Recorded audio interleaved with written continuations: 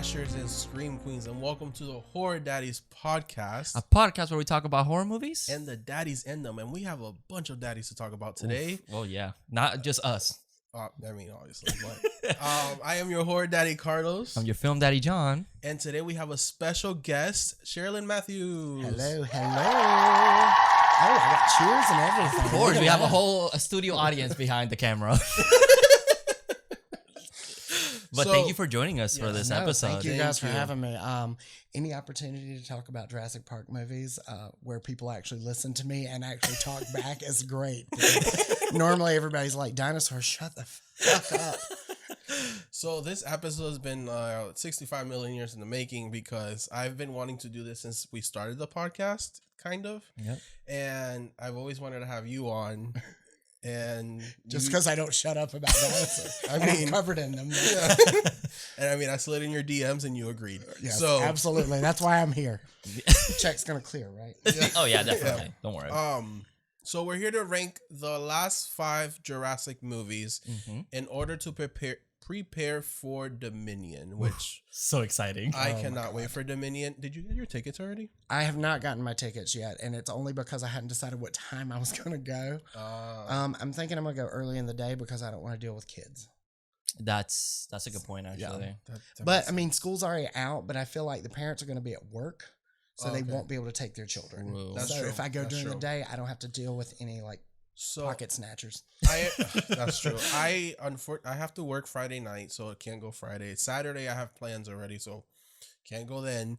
But we're going Sunday. Oh yeah. It just in the afternoon. We don't do it in the late night either. Because we have to record the podcast. Yeah. So. Yeah. See, what I was trying to figure out was whether or not I was going to go Friday, which is the 10th, which is the day it releases, or wait and go on Saturday, which is the anniversary of the first movie. It is the anniversary of the first. So I'm fun. like, I don't Saturday's know. gonna be super. If I want to be like super nerdy, I might wait and go on Saturday, but I'm not real sure yet.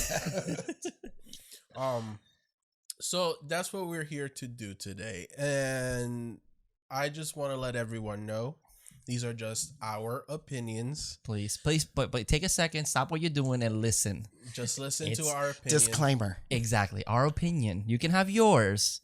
That doesn't mean we don't like you. Yes. I'm part of some Jurassic groups, and some of y'all can be super toxic, and I don't understand why. You're intense. Yeah. Intense. But also remember that if you get offended by anything, this is just a reminder that it only bothers you. I don't care if you get offended. Yeah. They don't care if you get offended. Nope. So try to enjoy something for once and not get offended. Yeah, we appreciate that.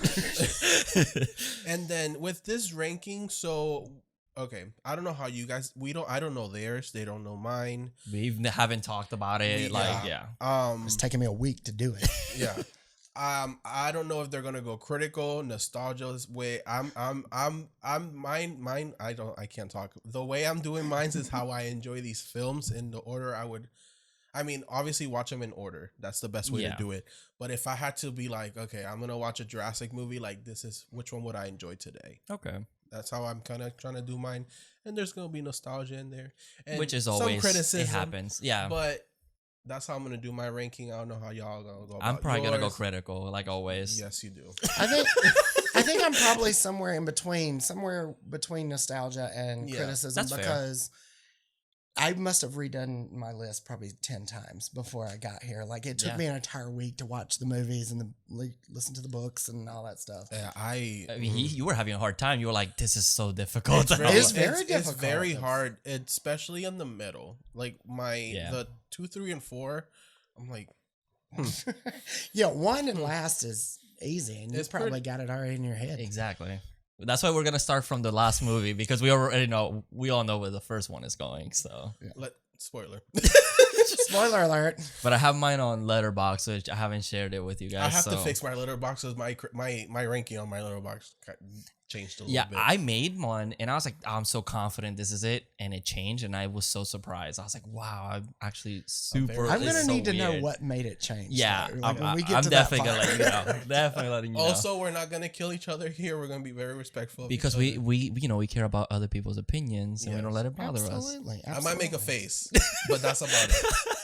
I'm used to it. And I do have some questions that have bothered me for 30 years from certain films. Okay. So I just want to get y'all's opinion because literally every person I talk to, they're like, "You're talking about this movie again."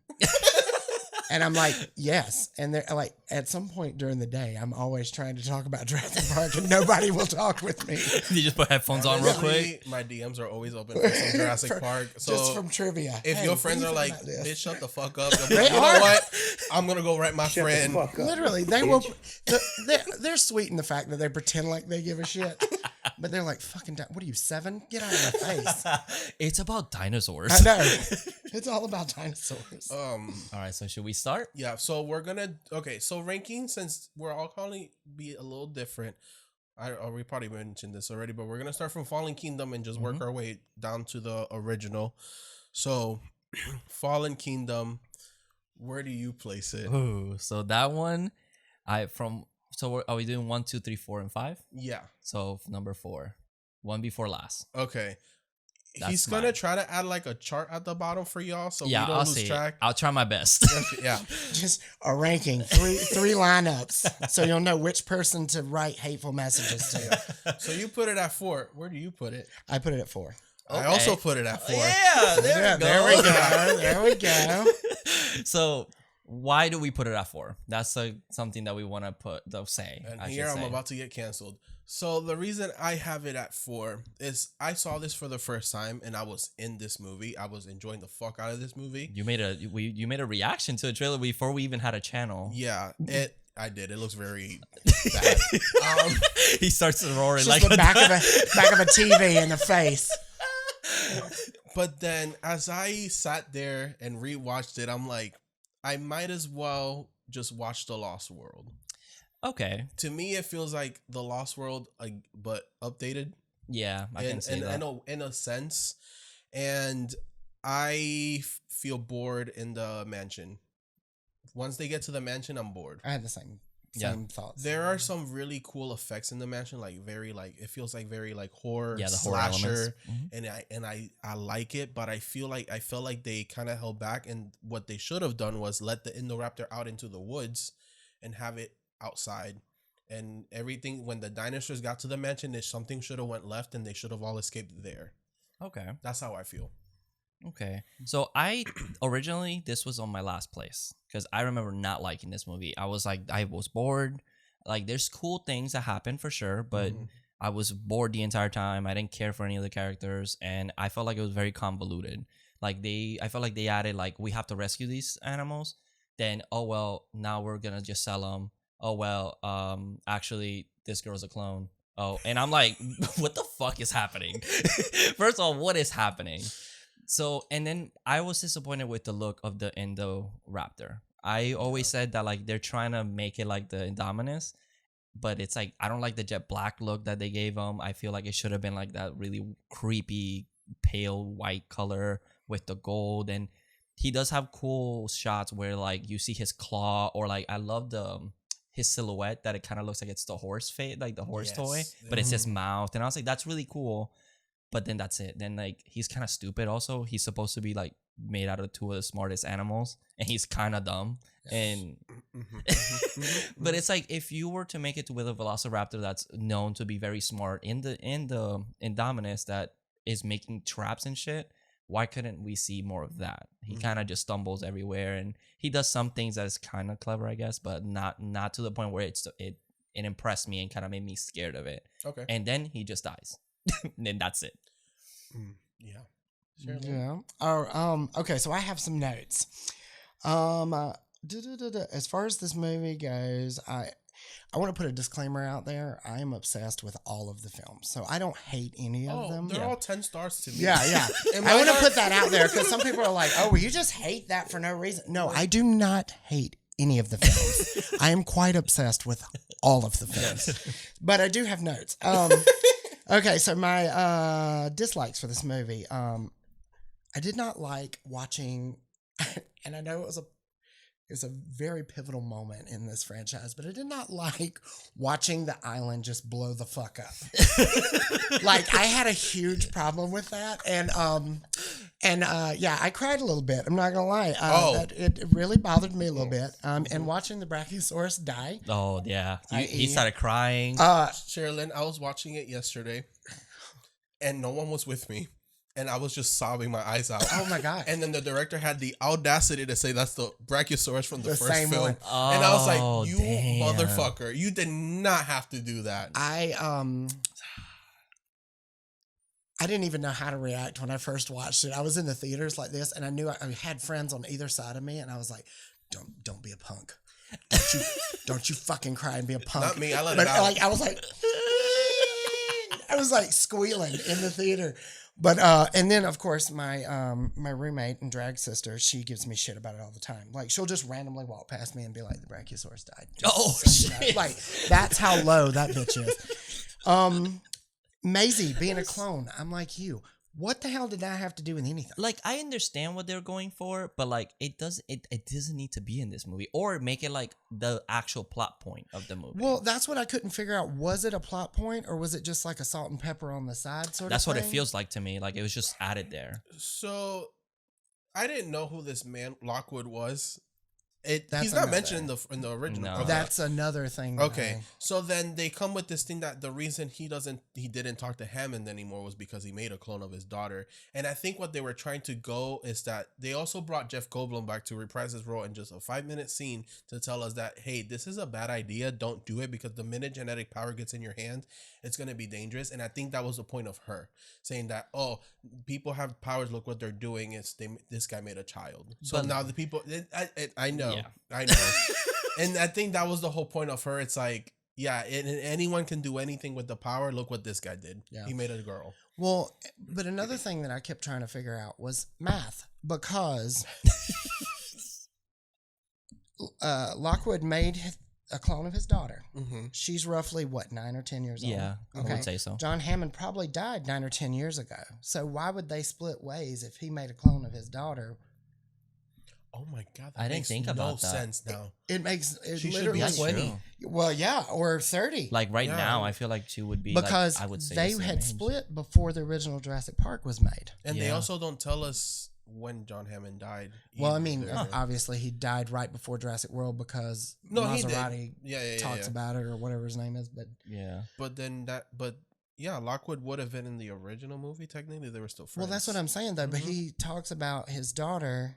And they're Lockwood and Hammond, their big split because he cloned his daughter, but this girl is only like 9 or 10 years old, so that doesn't. I didn't think about the age thing. I didn't think about that either. It didn't even cross my. I just accepted it. Like, well, is this just an extra thing? And then she spoiler alert, she hit the fucking button and she's like, "They're like me," and I'm like, well, "Who the hell cares about that?" Let them out. They're fucking choking. Chris Pratt being like this. I will say, I was like, yes. You see, I mean, the one scene I like her in was when she let them out. No, I thought it was great. I was like, don't let them die. Please don't let these dinosaurs die because I'm gonna be very upset. You already killed one. I would have been. I would have been pissed if they had just let them die. But the thing is that they were trying to make that a very impactful scene for her. But for me, any of those characters could have hit that button and it would have had the same effect. The fact that this little girl is a clone didn't mean anything to me. So I was just really confused about why that was a big part of the story, because it didn't push the franchise forward. Nope. The fact that he had cloned his daughter, it did for the fact that, Lockwood was Hammond's partner and he wanted to save the dinosaurs. Okay. That's cool. Mm-hmm. I don't care about your kid. Yeah. I mean, I it might make more sense. Yeah, who knows? This might be something that they're either gonna ignore for this next movie, or they're gonna push a little bit more further.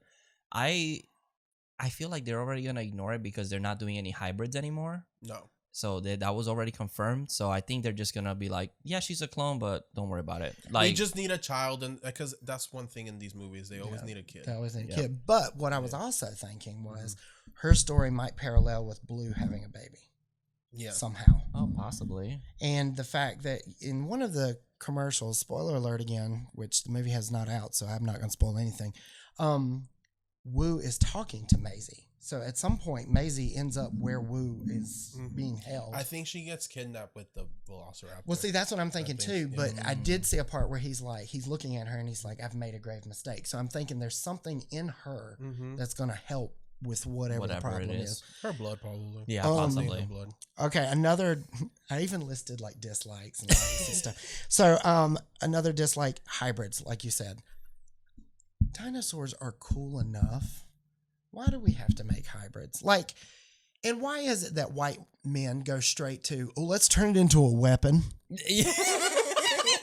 Like, I don't understand. Like, that's the first thought. They're like, oh, dinosaurs, these are really fucking cool. You know what would be great? If we make it attack somebody.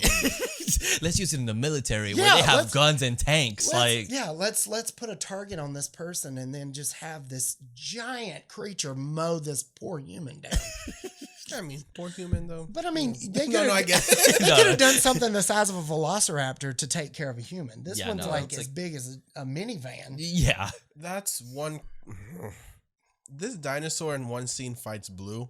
And I'm sorry, I love Blue, but Blue would have been fucking destroyed. Oh, yeah. It would have massacred her. Another thing I noticed in that same scene, Owen, empties around in this dinosaur. And then you hear the dinosaur, push the bullets out like Terminator. I was like, what is happening right now? What kind of hybrid? Another thing with Blue just had surgery. Yeah. How is she fighting? I mean, it is a dinosaur, so I imagine that she's going to back. I'm a bad bitch. You can't kill me. Yes, she is. She is a bad bitch. But she had. I'm pretty sure they stitched her up wherever they shot her. They gave her blood transfusion, but I don't know. I feel like the Indoraptor would have destroyed her as much as sad as that is. Well, my thing is, it's like just to branch off of what you just said. The fact that she did just have surgery, and she was in the back of this truck on the boat, unable to friggin' function or move without being completely sedated. All of a sudden she's back and she's running around. There's explosions underneath the building happening and stuff like.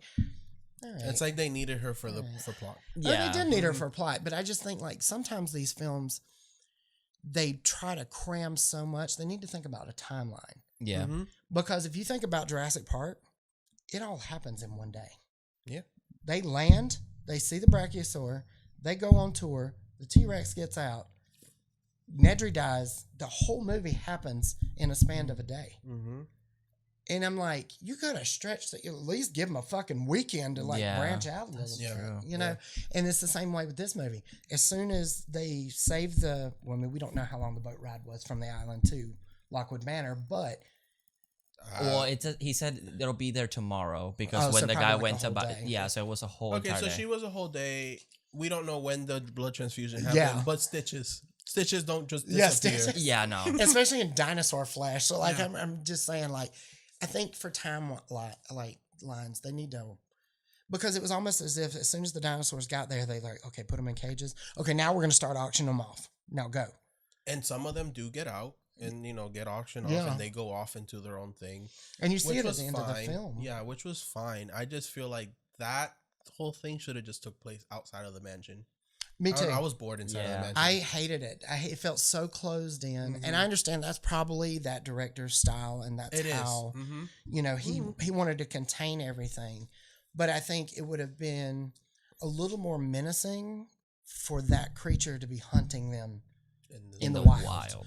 And rather than, is it in the pantry? It's or give us a little tease. Make it let it get to a town. Yeah, or get out or something. Yeah, and there were good things, things that I really did enjoy about Fallen Kingdom, but at the same time, I liked seeing the island. I love the introduction to the new dinosaurs and stuff that you didn't get to see very much of, but there was introductions there.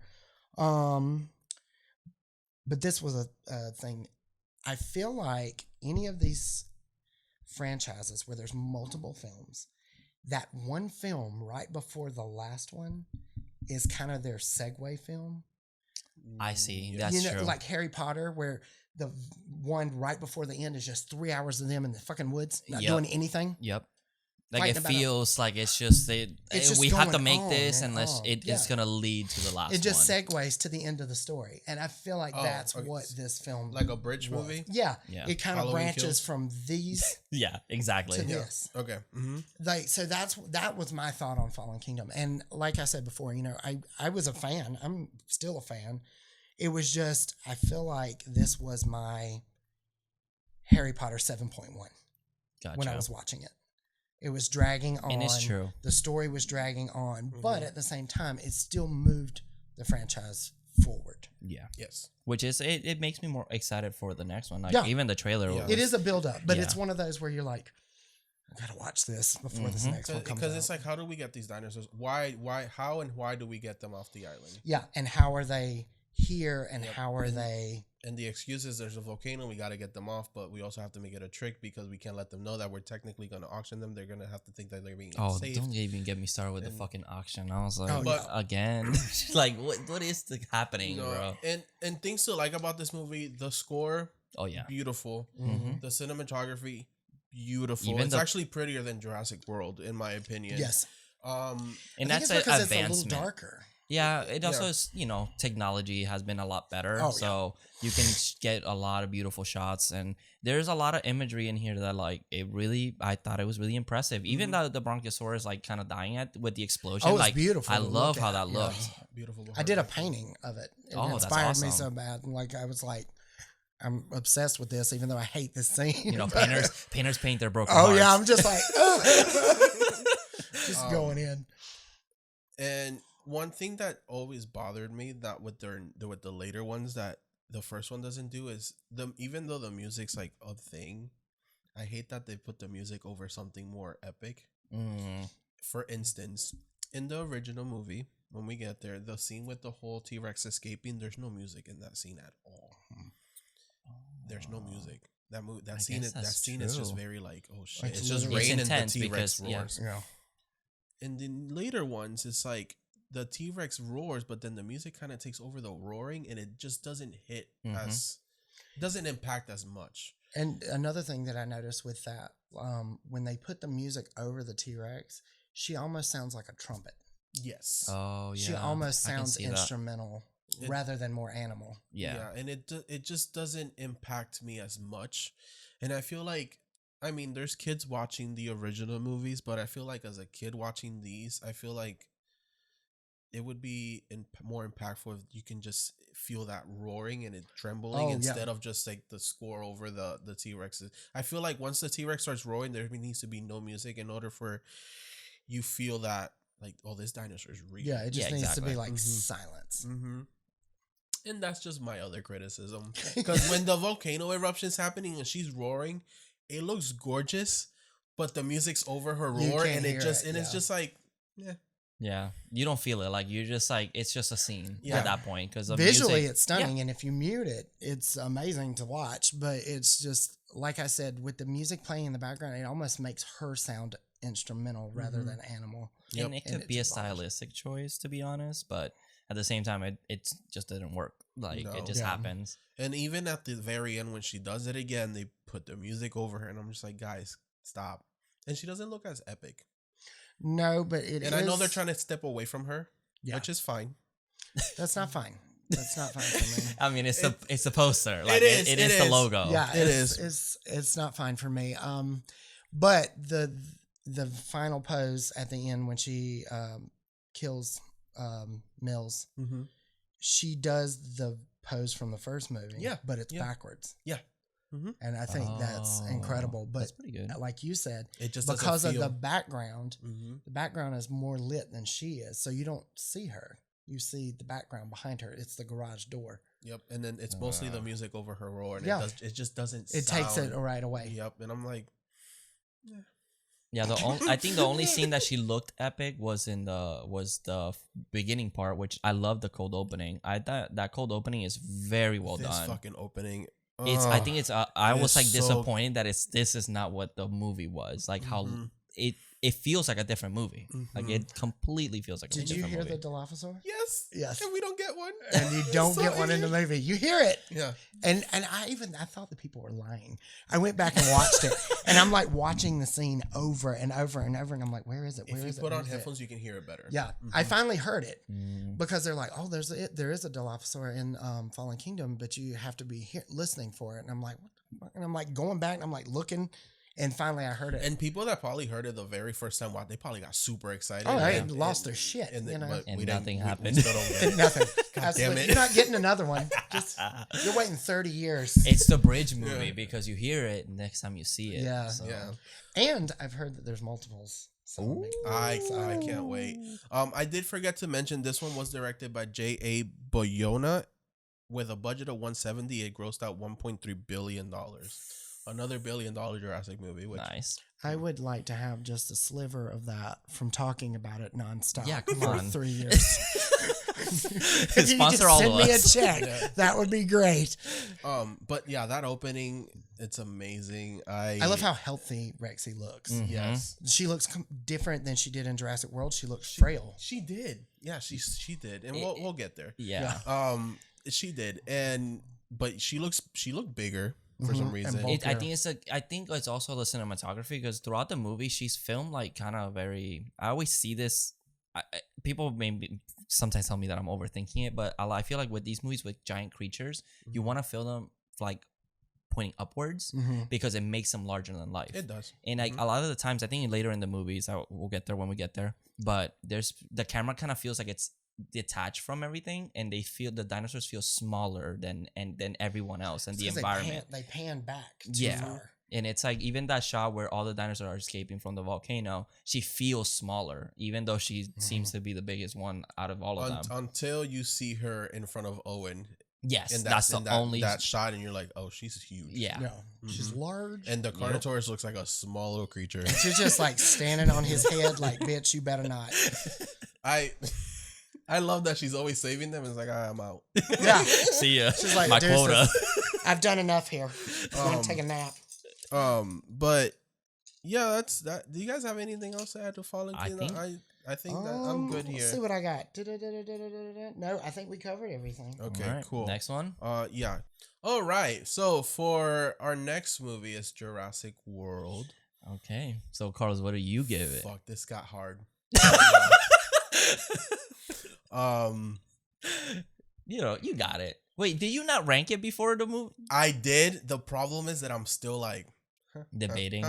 Nah, You have to make a decision right Jurassic World is gonna be my number 2. now. Okay, I think that's pretty fair. What do you give it? Number 2. Number 2. Number 2. This movie was the perfect sequel, I think. Like it's the first one since the part 3, which it's been a long time since, and I think it lived up to the expectations. I will say I know it had criticism because it didn't have any practical. I think it was like one dinosaur was practical. I believe it was the say it. Apatosaurus. Thank you, baby. And I cannot pronounce dinosaur names, so don't come for me. And I'm Southern, so I can barely pronounce them. and I don't know them, so.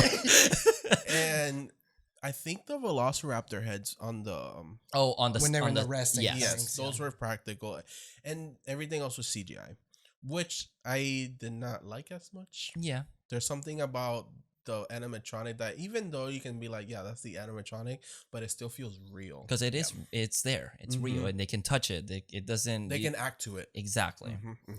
And I think I love this movie because, first of all, the Indominus Rex scared the shit out of me when I first saw it, and I was like, that is a scary dinosaur. Like I love it, and even rewatching it, I was like, he is such a well done, creepy creature, and I love all the little like the camouflaging and how smart he is, and I'm like, this is so good. Like I love it, and even I feel like the characters are better in this movie, like Owen and Bryce Dallas, I forgot her name, Claire.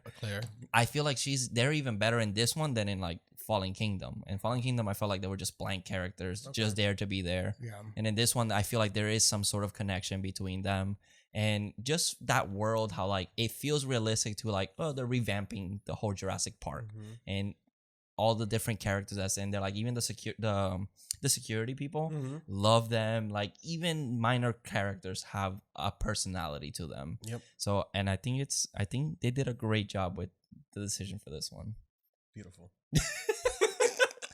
Cherilyn. I feel like you have different opinions. Oh, no, God. I don't. Okay. So, I feel like go first. Go okay. first. I'm like you. I think it was an absolute complete breath of fresh air, like right back into the franchise. I think it was a great way to bring it. And I think a lot of like the impact that it had was because you saw the park again. Mm-hmm. You saw it functioning. You saw it with guests. You saw like everything was working. And it's all things that we as people who go to parks would want to see and want to do. Like who wouldn't want to go and ride a baby triceratops or like get the gyrosphere and like just go or go like watch the mosasaur doing tricks and stuff.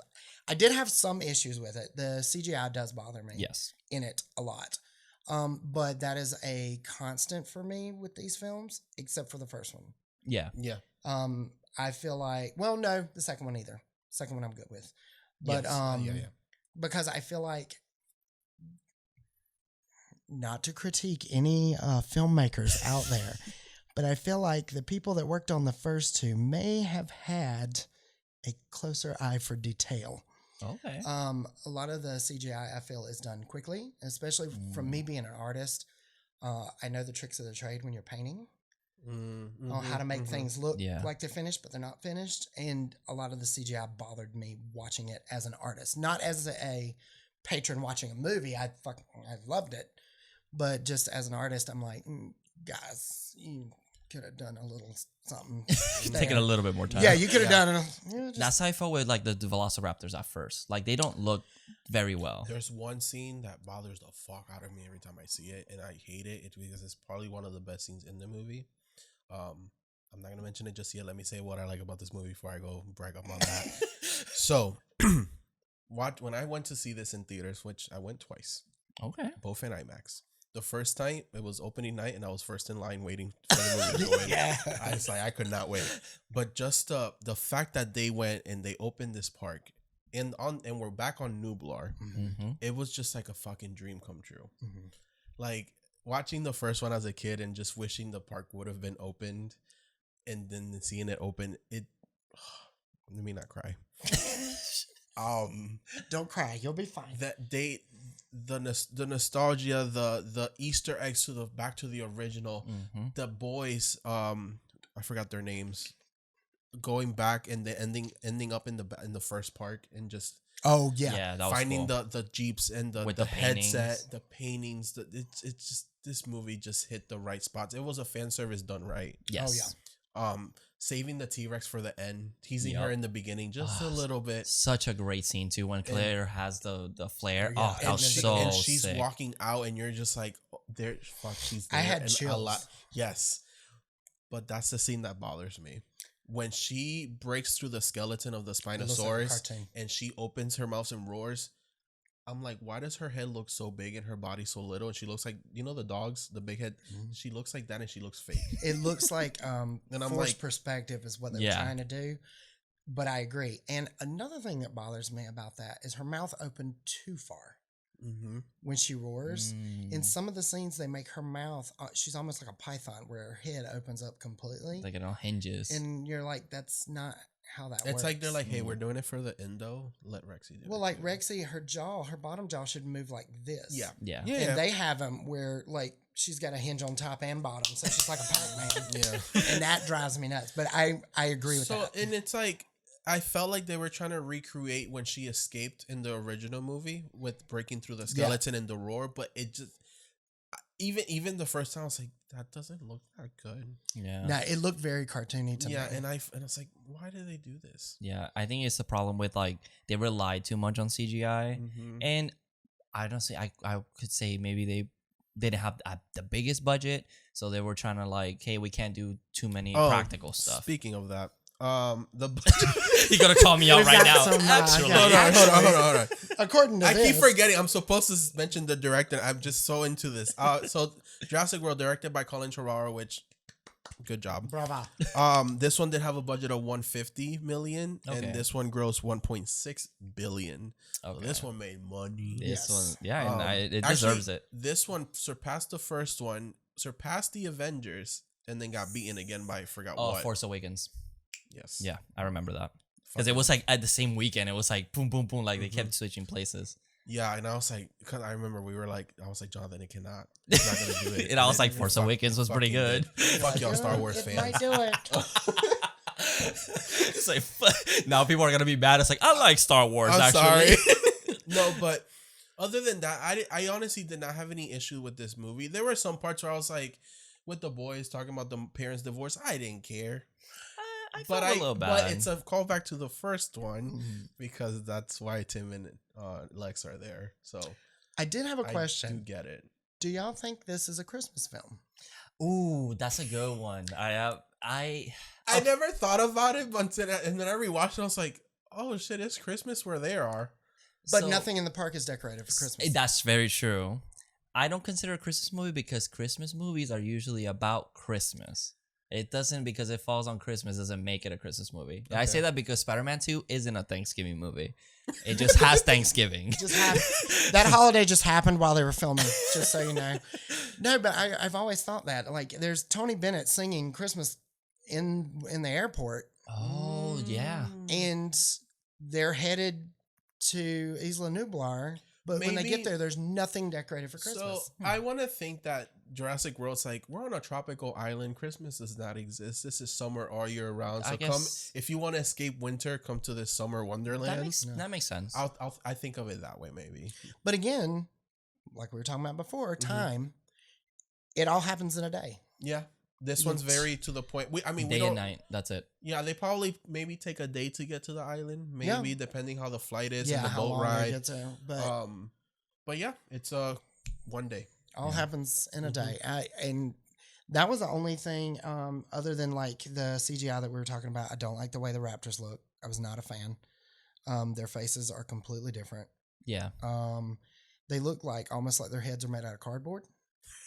Like they probably were. Like they almost look like paper mache. Like everything's very angled and squared off in the front. So I thought that was weird. That's fair.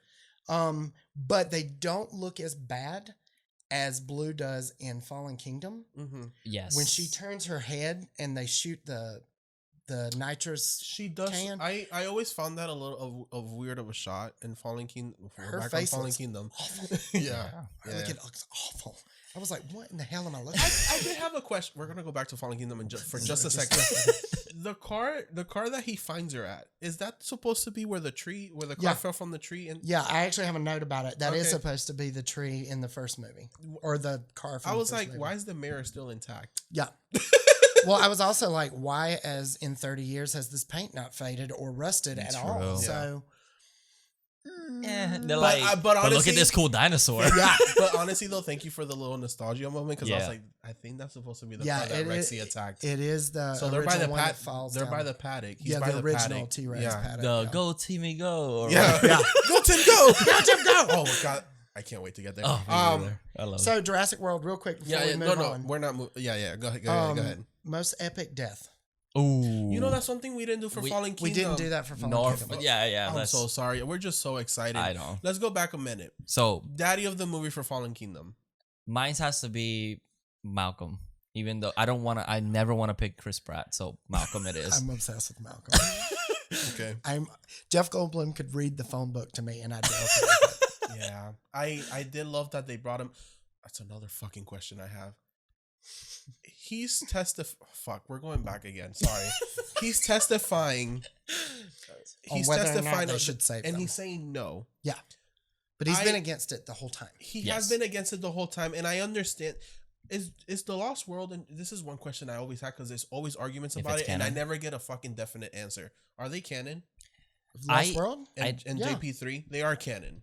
Oh, and JP3, yes. And when we get to that, I'm gonna let that hold it. Okay. So they are canon in this trilogy. Yes, it is definitely part of it. It's just when J World came out, they were like, "Oh no, they're not canon. This is a requel, and the other two movies didn't happen. I'm like, why though? That's why a are we lie. ignoring these movies? They would not have so many Easter eggs and throwbacks if they weren't because part they of mentioned the Sorna franchise. in Fallen Kingdom, and I'm Oh, like, absolutely. if you're mentioning Sorna, that means J World or the Lost World happened. When the first Jurassic World came out, if you went to their website, they were showing you like you could book your reservations and everything, and they were talking about how they brought the dinosaurs from Sorna to fill the park. Thank you. So it is canon. I mention it. Sometimes the people are like, "No, yeah. it's not canon." I'm like, but they're mentioning stuff from it's anything little things here and there from those movies. Yeah, anything Jurassic. As far as what I've read and what I've seen online or whatever, but anything Jurassic.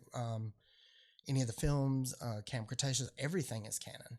The fucking Spinosaurus is in Camp Cretaceous. Yeah, and I think it's supposed to be the one from Sorna. It is. Mm-hmm. It has been confirmed by the producers and the directors of all of it. I mean, Thank you. They pay very much close attention with this franchise. They pay so much attention. They want all of it. I mean, you find it very difficult to find loopholes.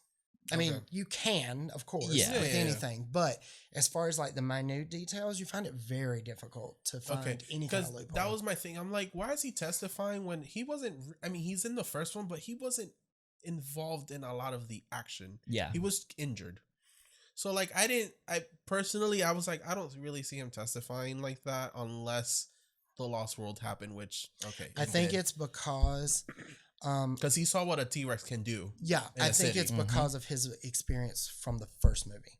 Okay. Because if you think about it, as far as the Lost World, I mean, we'll go further into it. As far as the Lost World and JP3, the majority of the planet didn't know that those stories happened. Mm-hmm. People in San Diego knew Lost World, but as far as JP3, it's just the army guys that came and saved them. Yeah. The rest of the planet didn't know that any of that happened. That's true.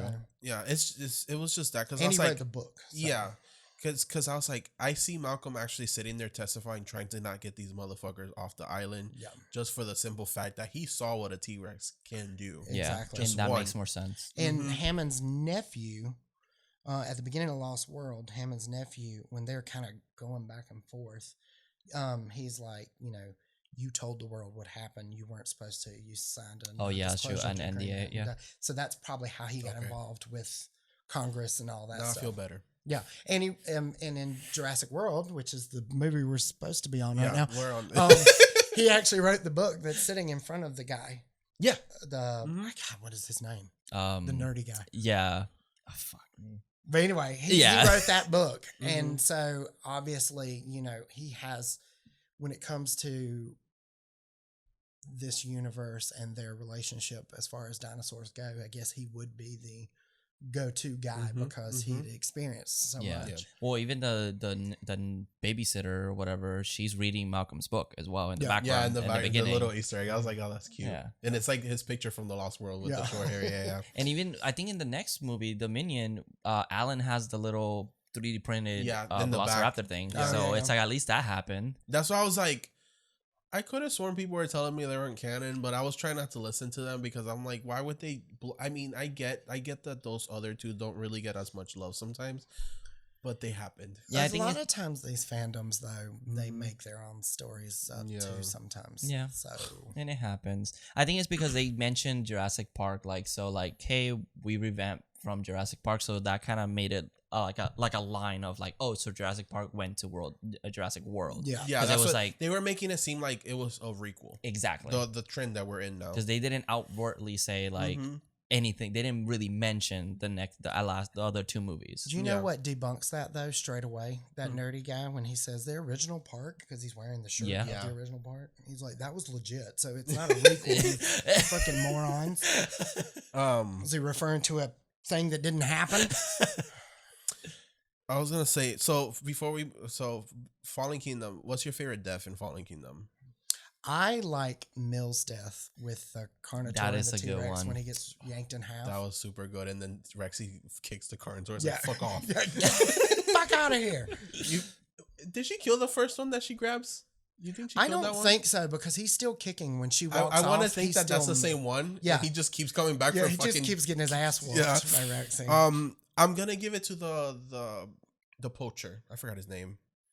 the poacher dude that he tries to take out the that's a raptors. good one. I love that the hand like stays. That was a cool one. I'll give it. That'll be mine. I'm gonna say mine has to be the Endoraptor.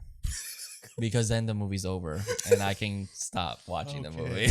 When the Triceratops finally kills the one that can't move, but he kills it.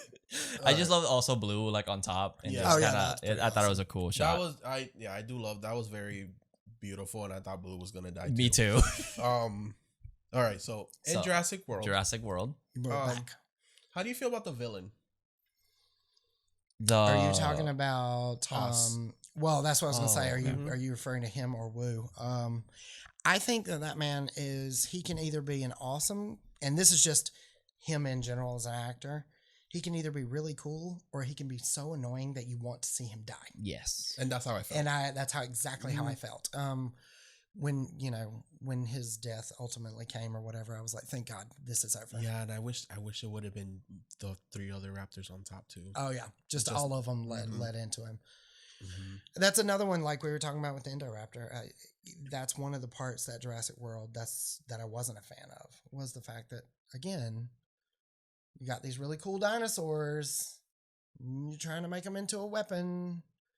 I understand that you're trying to interject this. There has to be a reference to like the Lost plot where it was like they were supposed to be like army mixed with dinosaur DNA. Oh, do you remember those scripts that were supposed to half human? Half human, half dinosaur. I was very scared. Yeah, when they mentioned Macy, I was like, oh no, no. She's gonna start getting like a itch, and there's like scales coming up. No. But no, it's really confusing to me because I've listened to the original Michael Crichton books so many times, and the general theme is he is trying to vie against science.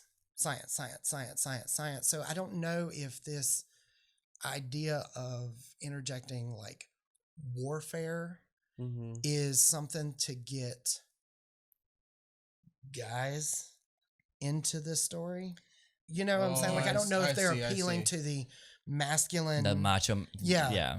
I don't know if that's what they're reaching for because Michael Crichton never had to do that with either of the books. And none of the first 3 films do. Yeah. They never mention That's true. So, because we had Nedry, right? And Nedry's whole thing was to steal the embryos, and his fault because everything after he shuts down everything and then everything goes apeshit. Yeah.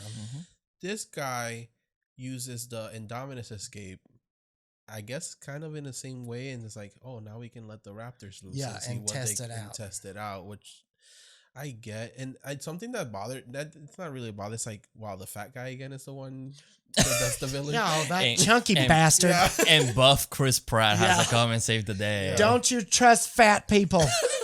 If they're not parked on a couch, don't you trust them? I was like, I was like, okay, so they're kind of like, I guess, redoing Nedry, but Nedry was also a lot more likable than this guy. Yeah.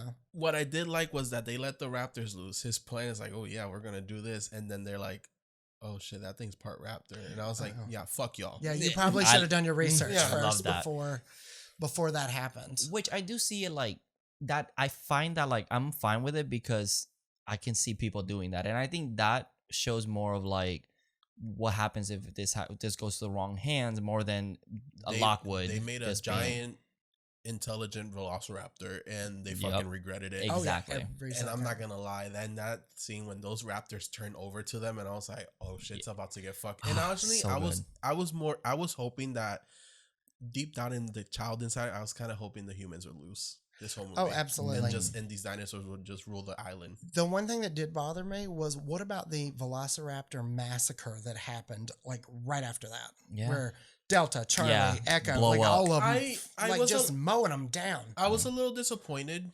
I was like, so is Blue like the plot point for the next 3 movies? Just her?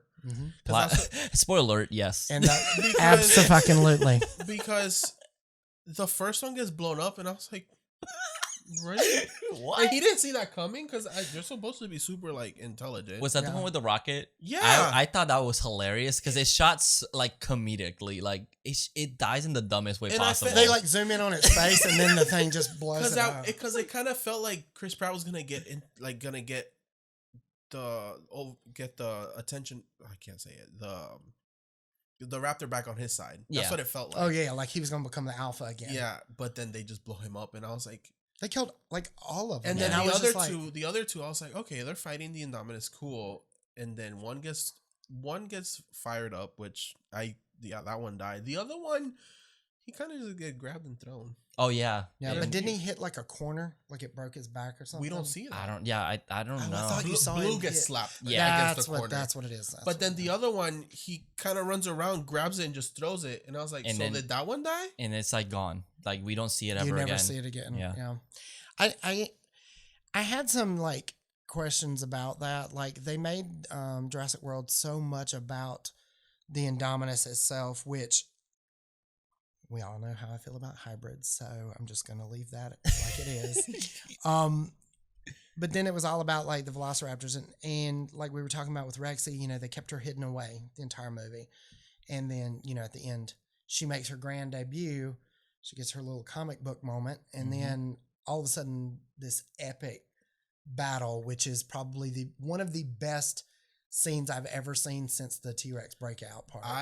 What I love about that scene, it's that it's the Indominus is Raptor and T-Rex, and it's the Raptor and the T-Rex defeating it. Like Yeah, you can't beat the together. original bitch. Yeah. yeah, it's so good. I watched that scene and I just in my head I'm like, it's my two dogs and my ferret just going at just it. going ham. Hey, bitch, what's up, bitch? Suck my dick, bitch. There's a part in that fight, and it's more towards the end of the fight where Rexy hits her against the building and drops her on the floor, and then you just see Blue jump on her head. Oh yeah. Oh, And yeah. she's just shaking her off. It's just so fucking good. And I just love And- that you feel like they're losing, and you're like, "Oh fuck, Yeah. this is not happening." And then the Mosasaur comes in and like kills him. Oh, And I'm yeah, like, just yes, ends it. like And this- even when the fight starts and Blue comes out, and you're like, oh my gosh, she's alive, and Blue's on top of her and she's shaking her, and then the T-Rex just comes and chomps on her neck. And I am not gonna lie, I honestly thought they let Rexy out to fucking kill her off. Yes. And I was about to walk out of the fucking theater. I panicked. I'm not gonna lie to you. I Because panicked. I was like, do not do this again. well, I got Do not. when I first watched it, I had gotten a bootleg copy of because I never actually saw Jurassic World in theaters. I don't remember what happened, but somehow I missed it. So You fake fan. oh my god, I was this so episode's angry. over. But I had the bootleg copy 2 weeks before the movie came out, so Let's I had go. already seen it before the movie Okay. came out. So I'm sitting there watching it, and I'm thinking, just like you, I'm like, if they kill her. First off, I was pissed because I've already sat there for 2 hours and no Rexy at all. Mm-hmm. And then I'm like, if they kill her, this is it. I'm done. Mm-hmm. I'm pissed. And then so they let her out. And then you get to that moment in the fight, spoiler alert, that you think she's going to die. And you're like, oh, motherfucker. And like I started tearing up because I'm like, this is it. Because she just looks, she can't. She do looks it. so pitiful. Yeah. Mhm. And then I started thinking when they started pushing him back, when Blue came out and they started pushing him towards the water. I remembered the Mosasaur scene at the beginning of the movie. And the girl's like, it's believed that the Mosasaur would eat anything they could get its mouth on in the water or anything that gets too close to the water. And so that's where my brain started going when I'm watching that scene because she's backing up closer and closer. I to do the love water. that they all roar at each other. Oh, yeah. And then at the same Mosasaur time. just comes from the. It's just so fucking good. It's so good. Because you can see that look on the Indominus face where she's just like, And Rexy could have just pushed her one more time. oh, yeah, She one more would've time fell. just in the water. One thing that I did not like about the Indominus, Mhm. and I don't know if you guys caught it, one of the best scenes when they're in the old Welcome Center. Mhm. Oh yeah, yeah. And who was it? They run out the front door. Oh, And Chris she's Pratt in and there. Claire. Yeah. And she comes in. Yeah. And she comes in and she puts her hand on the skull. And the helicopter flies over. Did anybody else catch that Scooby-Doo moment? Yeah. She goes. She literally goes, "Rrr." Like even the noise that she makes. I hated that. Oh my God, I hated that. I had to stop it, rewind it, and watch it over and over That's again. another scene where it looked very comic booky and Yeah. cartoonish, and I was like, I felt like they were trying to recreate Rexy's scene in the last movie, and they're like, oh, there's a new alpha now Yeah. on the island, but it looked very cartoonish. I also went back to Spinosaur scene when, the Spinosaur leans on the T-Rex's head and roars right into the camera. Mm, That's where mhm. my head went too. Mhm. Oh, But then when the gotcha. helicopter flies over, I was Yeah. like, no. And the weird thing is that Absolutely not. it chases it. Yeah. It chases the helicopter, and which is just, and then it runs from it. This thing is like smart as hell, and then it's like, oh, distraction. Oh, look, something shiny. It's my dog. Yeah. I do love that they had a bird cage. How they say JP3, and he lets them all out, and it's oh my god, it's so good. Well, even I love that shot where like all the dinosaurs are like pretty much out of the park, and like it's just eating and mowing the people down. I was like, that is like chaos. A scary scene. Like, and honestly, that's what I wanted. Yeah. I wanted those. The visitors. I wanted people. Sounds horrible, but I wanted casualties. I could give us something fucking epic. Because we seen it all. Give us something new. I think they did. Yeah, they did. They definitely did. Because unlike the first one, like it happens all like after hours, pretty much. Like everything's closed down. Like this is what we see with actual people. And there's like no workers at the island anymore. Everyone went home. Yeah. So it's like we are seeing like just normal people dealing with this outbreak that's happening, and like all the casualties. I do love the Margaritaville guy with the margaritas. Jimmy Buffett. His one cameo. He was like, I'll be in your movie, just let me drink. That's it. I will say that I think this was a little tease to see like I know Colin already had a plan for this trilogy, then that was a little tease of like, this is what I'm going to give you in this at the end of this trilogy. Yeah, I definitely think that he has a plan, and I thought it was really awesome of him to let another director, kind of like Spielberg did with Joe Johnson. Yes, because he wrote the second one, but let the he let the other guy direct it. I mean, we'll get there. But I kind of think that, Trevorrow did that for this other guy, and I think he did a really good job. And we gave it a lot of shit, but it's still a good part of the franchise and whatnot. But I definitely think Jurassic World, he did so much research and cared. You could tell that he cared so much for the franchise. Yes. Because everything was on brand.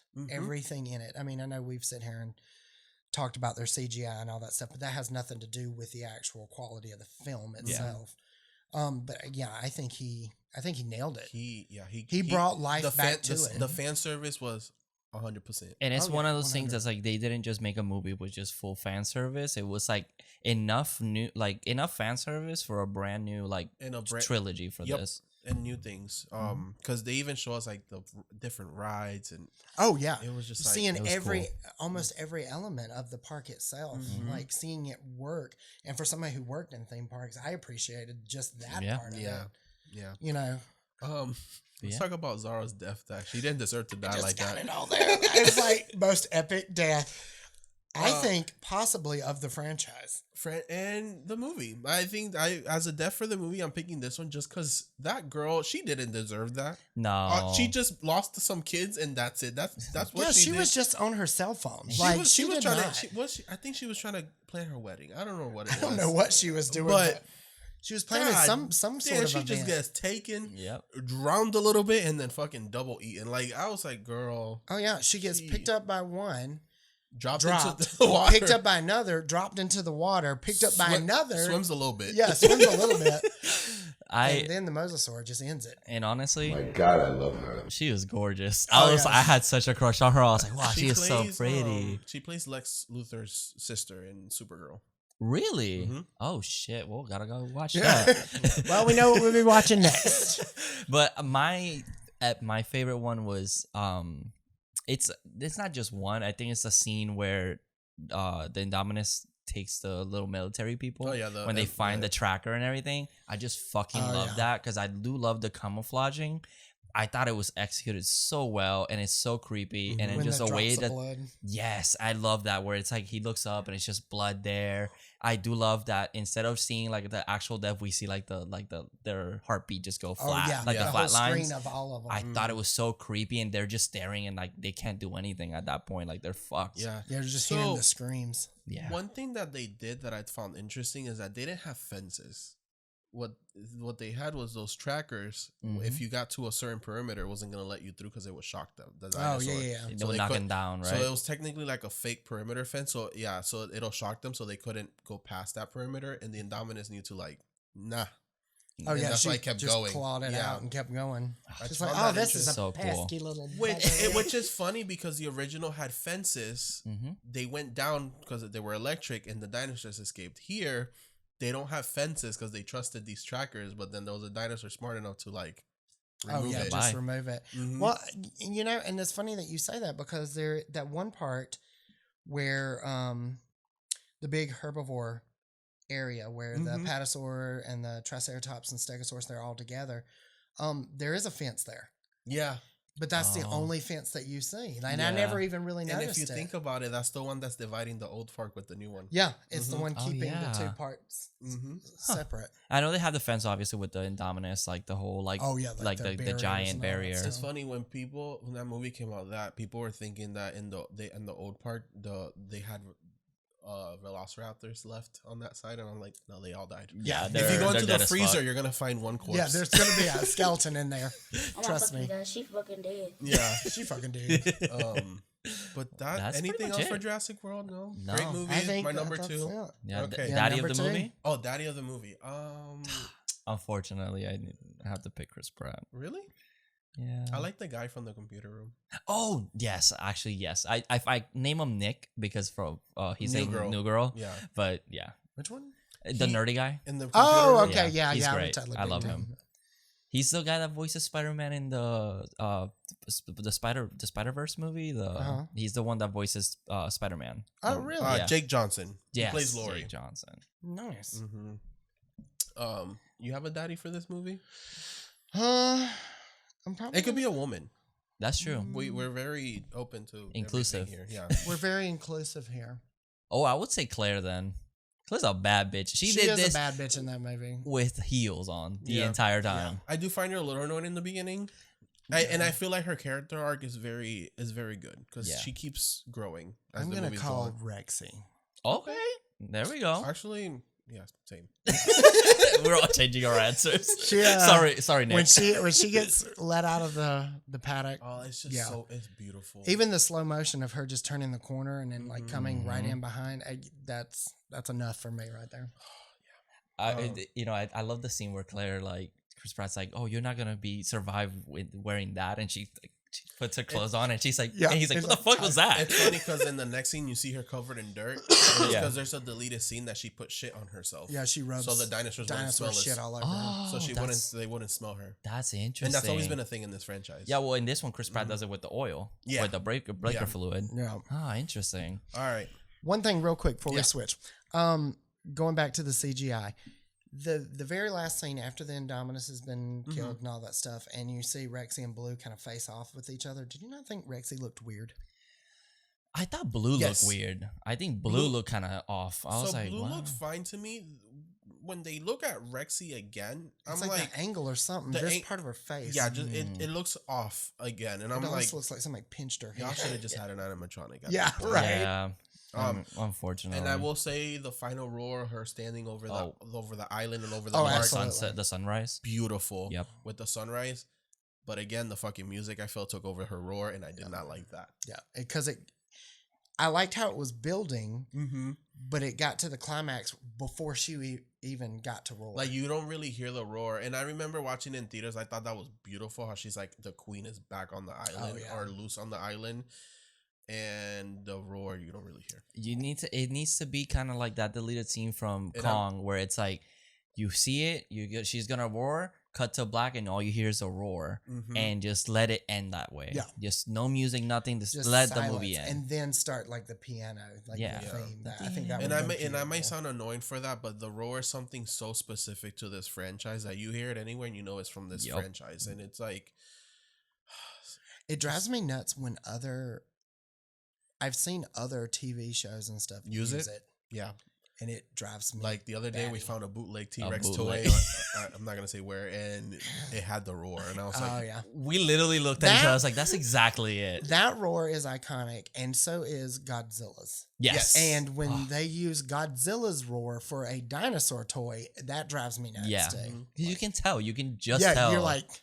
Nah. I feel like that's one thing this franchise, the roars are very they're super good. Yeah, iconic. Not even, they don't sound weird to me at all. They're all iconacy, right? Iconacies. All right. So, next up we have Jurassic Park 3, directed by Joe Johnston, with a budget of $93 million and worldwide made $368 million. Now, Well, I'm gonna go first. I'll go first this time. Number 5. My last movie on this list. Oh, you want to go? Also number 5. Wow, number 5. Okay.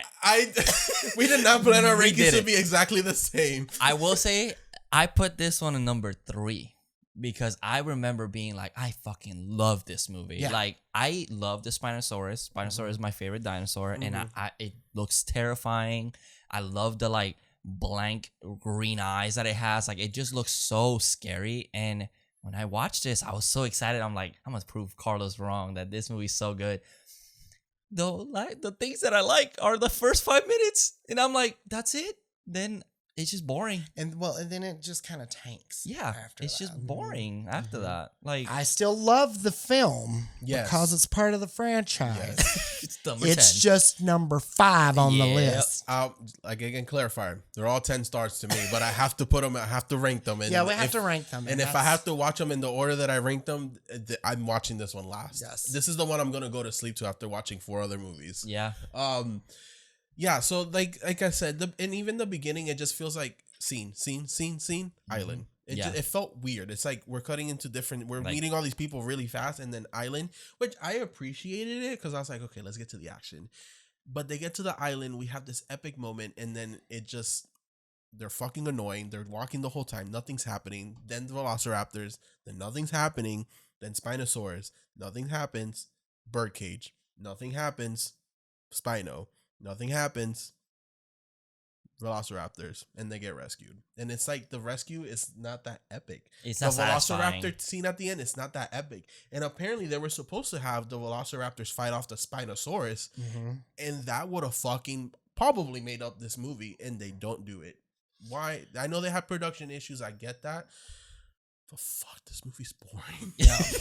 Apparently, from what I was reading, and you guys probably already know this, but the script was being rewritten as they were filming. Yes. So they had no idea what they were doing. Okay. And the actors were getting aggravated with production because there's been a couple of interviews from some of the actors in the film where they had some really harsh things to say.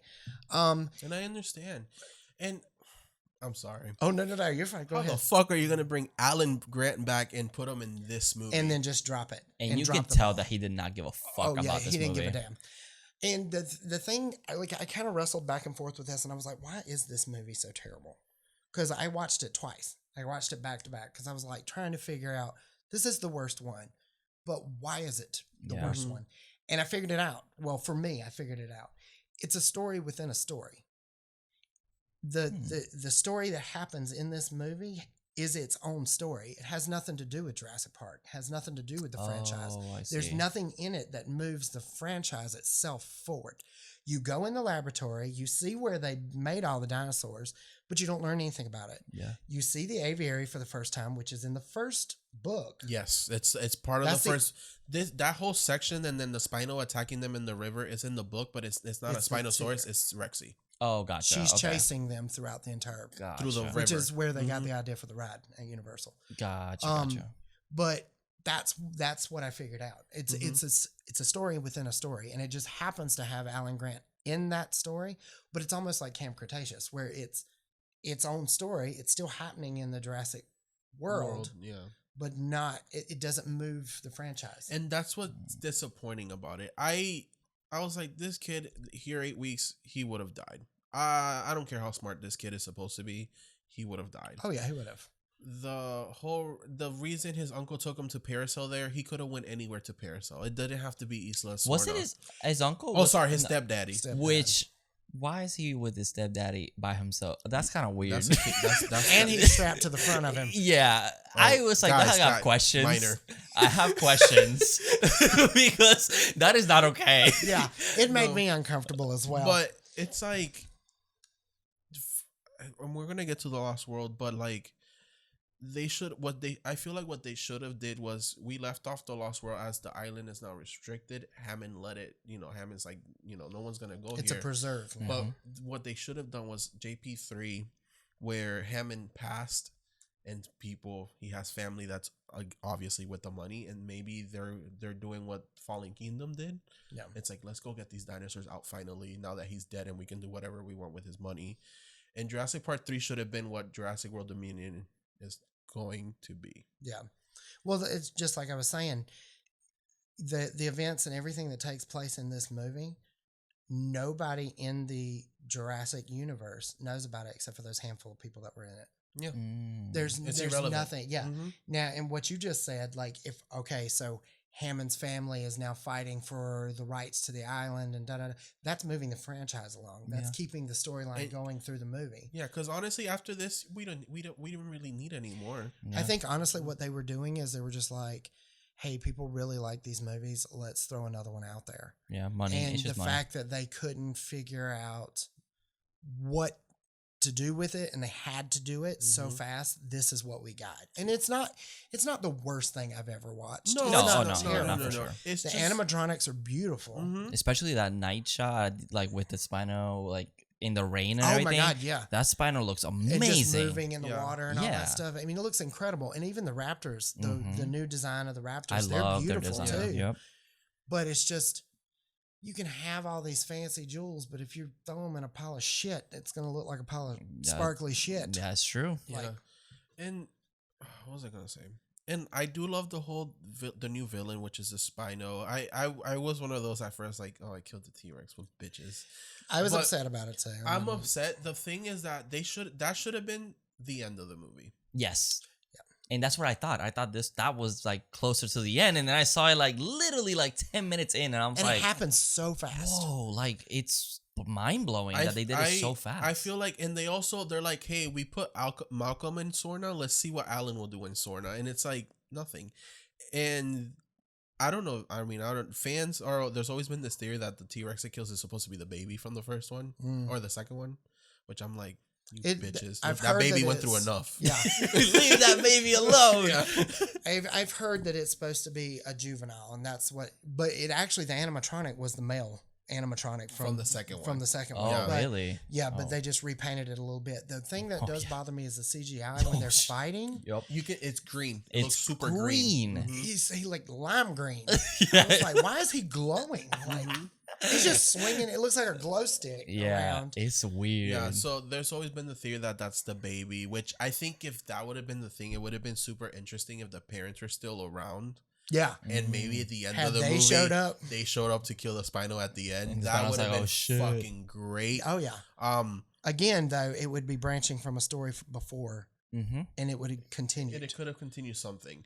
I think that's what's missing. And I think that's the thing with these characters. I'm watching it, and they're just arguing through most of this movie, walking through the island, and nothing's happening. And I'm like, how are y'all walking and you have not encountered anything yet? Yeah, no animals have. That's true.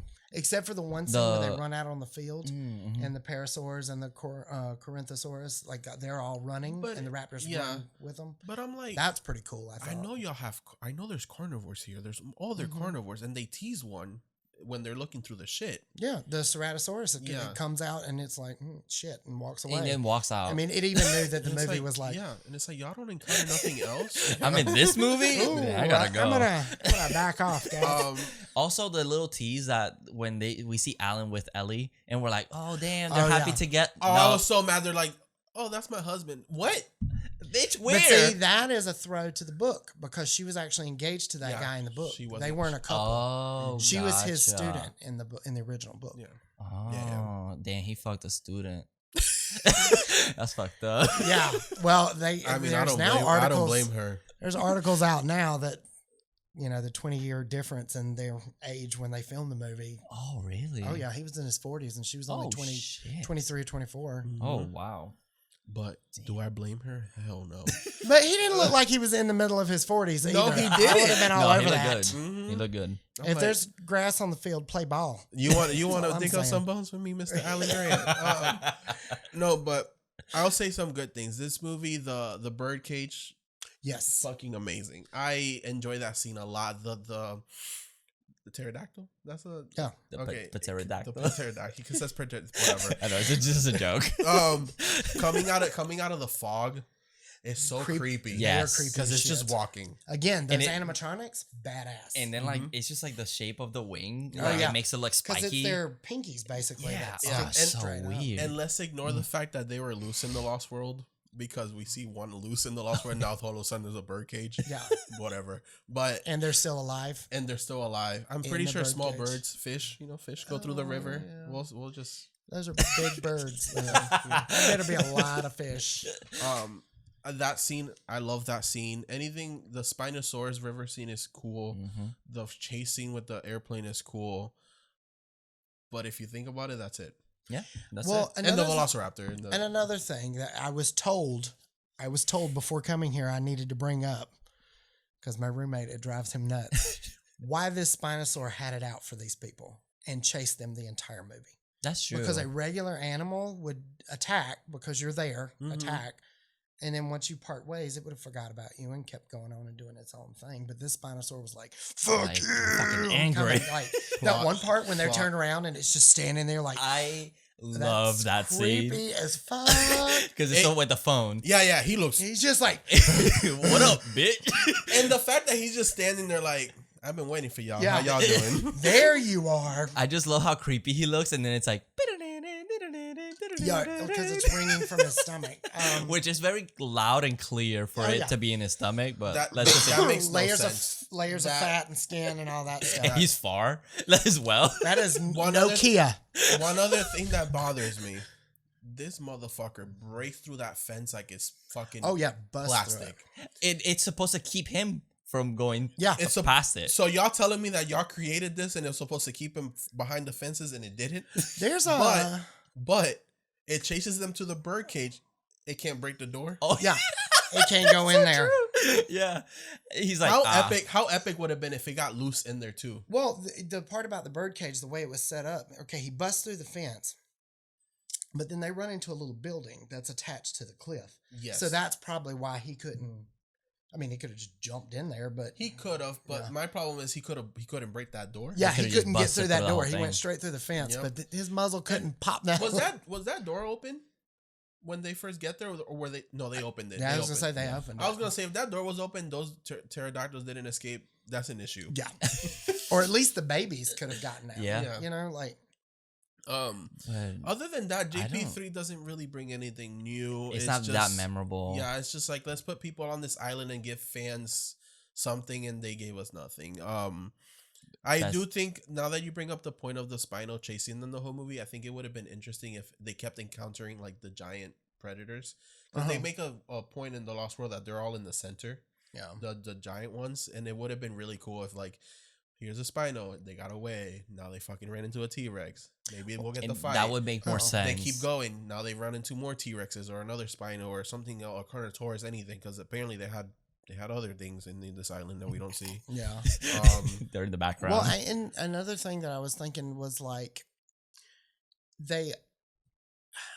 okay, first off, Téa Leoni's voice, her scream, I wanted to shoot her myself. I would have thrown her in front of the Spinosaur. You know where I pause it at?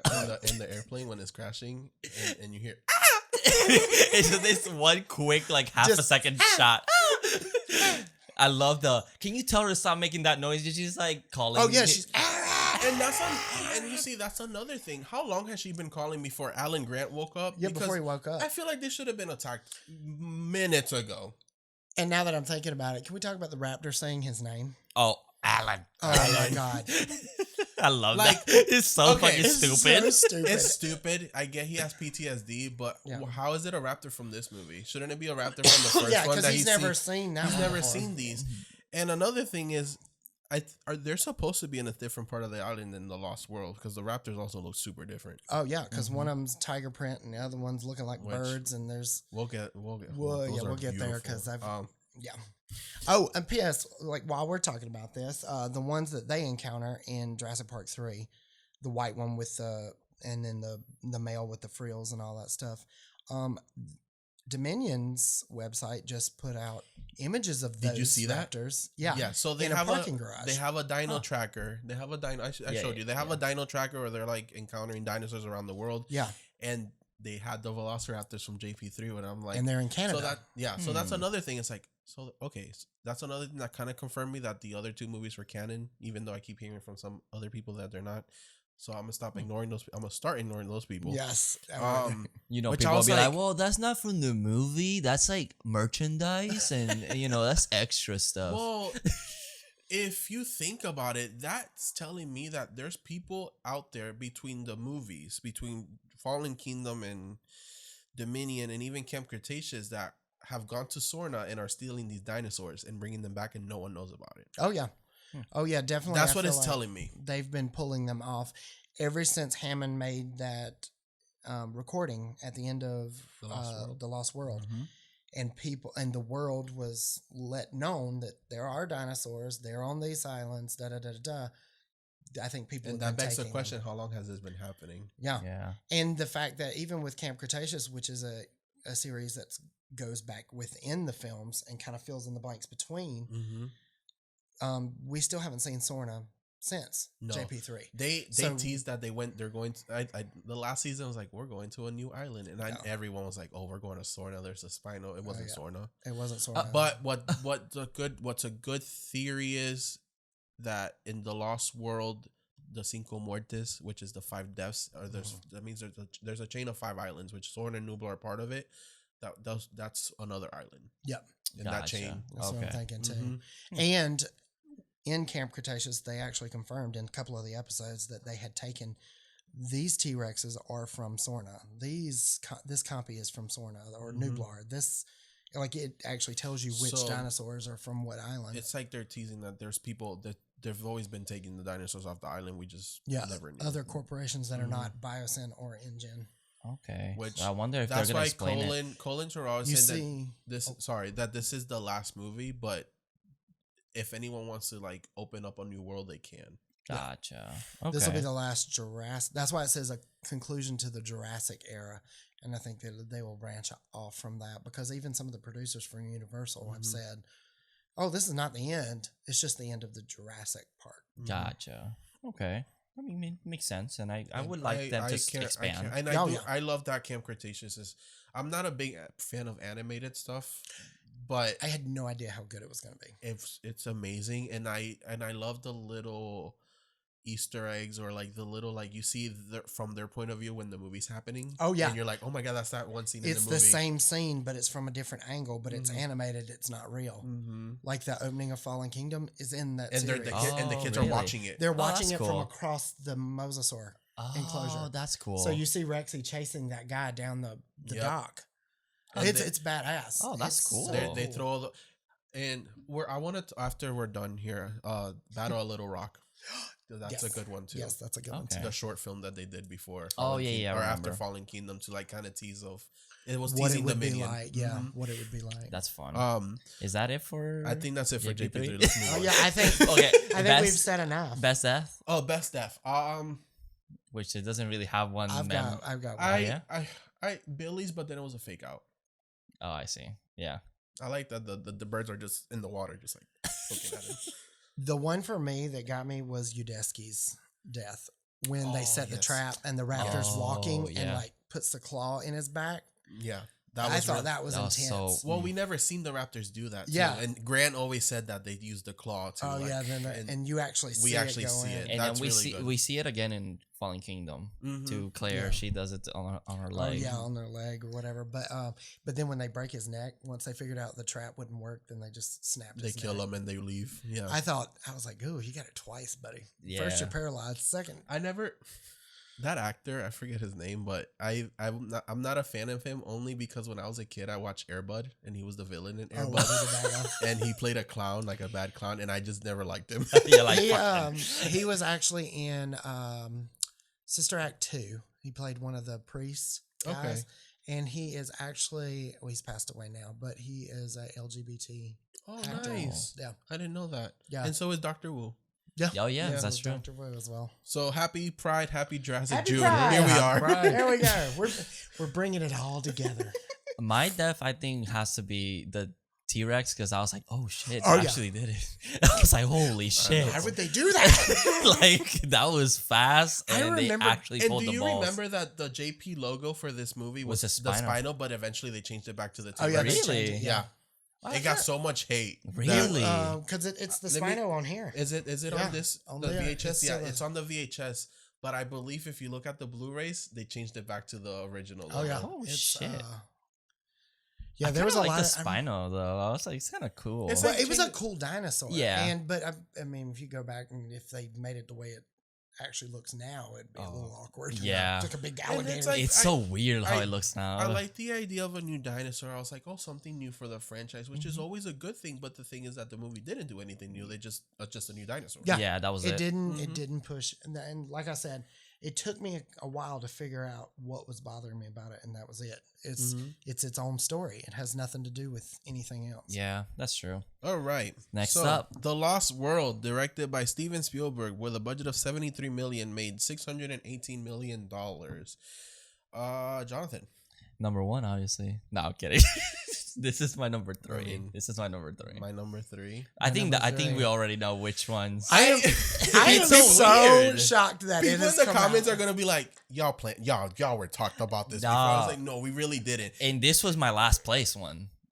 You bastard. Because I don't Get remember out. much of it. No.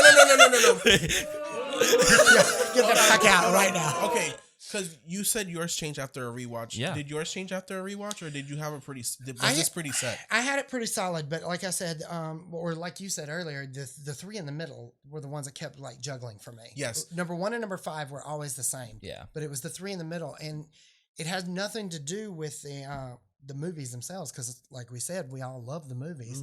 It's just trying to figure out how you wanted to rank them, what Yeah. you Yes. were going by. So before I sat down and rewatched them this week, The Lost World was my number 2. Oh yeah. Okay. It was like, to me, it was the perfect sequel to JP. Mm-hmm. But then I watched the Jurassic World and I was like, God damn. Yeah. I know. It's like, fuck, Yeah. it's better than I remember. It would have yeah. been like before Jurassic World came out. It would have definitely been my second favorite one. Yes. Obviously, because there's only 3 of them. yeah. But, you know, it would have been up there. But rewatching this one, there are some parts where I was like, Yeah. There's There's a some- lot to there's some criticize slugs. And about there's this. a lot of loopholes which I can ignore, but this is this movie. Okay, let's go back to Little Carlos. Wait, Wait, director. who directed it and how much? I said it. Did Oh, you? did we? Yeah, I said Oh, All it. right. I didn't hear. Yeah. but- Again, We weren't Steven- paying attention. Steven Spielberg, 73,618,000,000 worldwide. I think this was my first Jurassic movie. Okay. Okay. Only because I was born in 94. So obviously the first one came out in 93. So growing up, by 98, 97, 98 would have been out on VHS already. Yeah, I was 4. Mhm. So I remember I had all the toys. As I showed you earlier, I still have one of the toys when I was a kid from The Lost Yes. World. That's cool.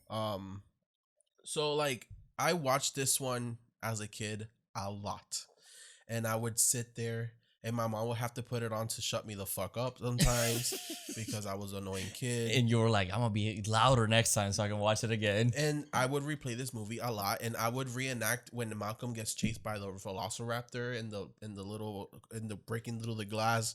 I used to reenact that scene over and over. This movie. I'm This surprised movie- it's not your number 1. It's not my number 1 because then I saw the first one. But this movie is just so good to me. The passion. And it was just so hard to put it third because I was like, this movie. I felt the same way though. The score. The fact that we get not just one T-Rex, let's up the stakes and give us a family. Yep. The Velociraptor, there's not just 3, now there's a fucking colony of them. And the design of the Velociraptors are just beautiful. Lime green eyes and just a tiger pattern. And they just look gorgeous. Yeah. And the fucking RV scene, it's like, I don't know what else to say. I will say I would have rather had Alan Grant in this movie than Malcolm. I am an Alan Grant simp. Yeah.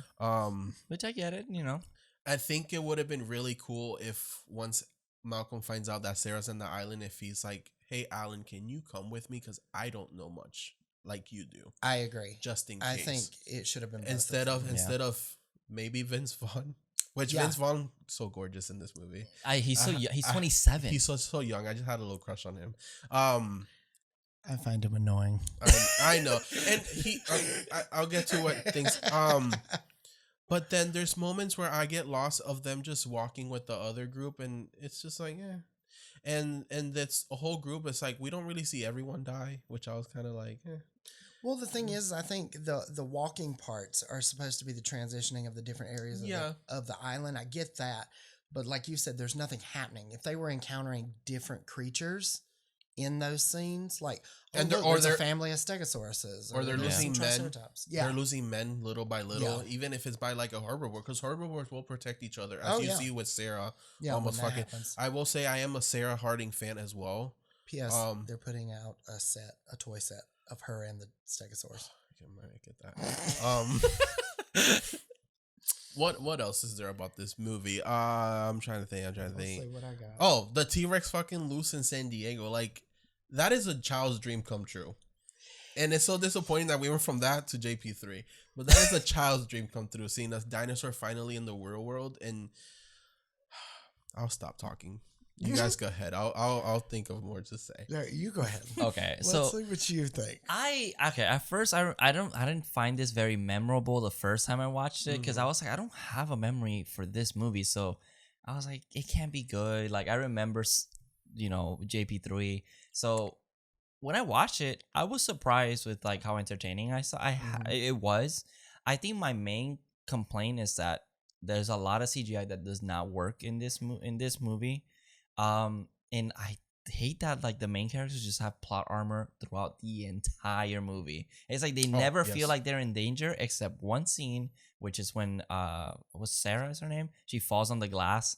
In that scene, I remember even stopping. I think it was like texting, and I was like, I put everything down. I was like, oh, this is intense. This is good. That scene is so good. It's incredible. The glass just cracking underneath her, which was shot at a parking garage in Universal Hollywood. Yep. But the glass cracking underneath her, and you're just like, holy shit. Yeah. This is so fucking good. And then I love that like Jeff Goldblum is like getting down there to help, and like the phone comes in and breaks it. It's just so well shot, so good. I do like that. I don't like that they kind of break it with like, hey, what do you need? And he's like, a cheeseburger without onion. And I'm like, it's a little weird coming from Malcolm. Yeah, because like anybody, like, why are you being comedic while you're about to fall down a cliff? But and her pack saves her twice. Yes. Because then she gets attacked by a velociraptor and it grabs her pack instead. That pack is a real MVP. Can we go back to that scene real quick with the velociraptors? I feel like Vince Vaughn should have died there. Yeah. Which scene? The velociraptors at the end, towards them escaping the island. Finally, the helicopter comes. Yeah, I remember that, but I don't remember him encountering them because he doesn't. Yeah, he calls for help, and then he's gone, and then he's like, "Hey, the helicopter's right here." Oh yeah, hey guys, I've been hiding in this damn building back here. Sorry about your shit. I feel like they should have killed him off here. Him being the hero, trying to get them like on the helicopter himself. And maybe a velociraptor grabs him and he gets fucking eaten. Because away. then when they get back, he's not there anymore. He's gone for the rest of the movie, right? You don't ever see him again. Okay. So they could have just. I honestly would have thought. I've thought a real because all the characters encounter velociraptor sequence except for him. I think he could have had a really fucking amazing death with the velociraptors, and they should have killed him off. Yeah. He didn't do much other than that. Yeah. I also feel like the San Diego scene was cool to a point. I don't like when Rexy was like going to like a pool like in the suburbs and she's like being very careful around the houses. And dog. My problem with that is, why is your dog outside? Yeah. Why is your dog chained up and why is it outside in the middle of the night? And why can it move the dog dog house? It can move with the dog house, so why hasn't it ran away? Yeah. My thing is like what was it? That the T-Rex will look for a body of water because it's dehydrated or whatever, and it goes to a random pool when she just was next to a river. Like literally, she leaves right next to an ocean. Yeah, it's salt water. It went to drink chlorine water. She wouldn't have drank that, but she probably would have gone to a lake or something. I didn't like that scene at all. No? I think that the movie should have stopped before that happened, only because I think it was still a little too early in the Jurassic storyline to bring. I mean, other animals, sure. The T-Rex, the main character, the main icon of the franchise, I just feel like it was a little too soon. Yeah. And they made it, like you said, a little too cheesy. If it had been a little more serious, absolutely. But then you've got the Japanese people yelling Godzilla and running, and then you've got that poor, and he's even called poor bastard in the credits that gets eaten in front He's one of the. He's a producer of the first two movie. Yeah, it's just it was a lot of just gimmicks, and even like the parents fighting over the fish tank, giving the kid nightmares, and then there's a T-Rex, and they both scream. I felt it went from a really good, really intense film to like a cartoon. Let's just fuck it off at the last 15. So I guess it's the nostalgia. The kid in me, like, I was like, oh fuck, there's a T-Rex in the city. That's fucking awesome. Do you think it would have probably been better if the end sequence was with the Velociraptors in that scene, but then the T-Rexes for some reason show up because they're still mad at them? And it's a whole sequence with the two T-Rexes, the Velociraptors, and them trying to get to this helicopter. Would have been better. I think if they had gone with their original ideas or things that I've seen online, the helicopter showed up to save them. Mm-hmm. The pterodons started attacking the helicopters. Oh, okay. There was some battles going on with that, and then the raptors, of course, show up as well. So there's a whole mess of shit going on. But wasn't his name Ludlow? His nephew, John Hammond's nephew. And his name Ludlow. Is it Ludlow? I think it is. Yeah, I can't remember, honestly. There's 1 second, guys. We're going to have to look that up for a second. We're such big fans, aren't we? To clarify. Ludlow. Peter Ludlow. Yeah. I think if he still had the baby and then the mom and dad finally caught up to them, I think that could have worked. But at this point, we'd already given the baby back. They've got the baby now. Okay, it would have been sad to take the baby away from his mom. I think that would have been very tragic. I would probably cried as a child. Yeah. Would have been really good as an end credit scene that it's revealed that he had the baby and no one else knows. And that's how the movie ends. And then maybe the third one, they have the park now in San Diego and it's open and they have a lot of dinosaurs.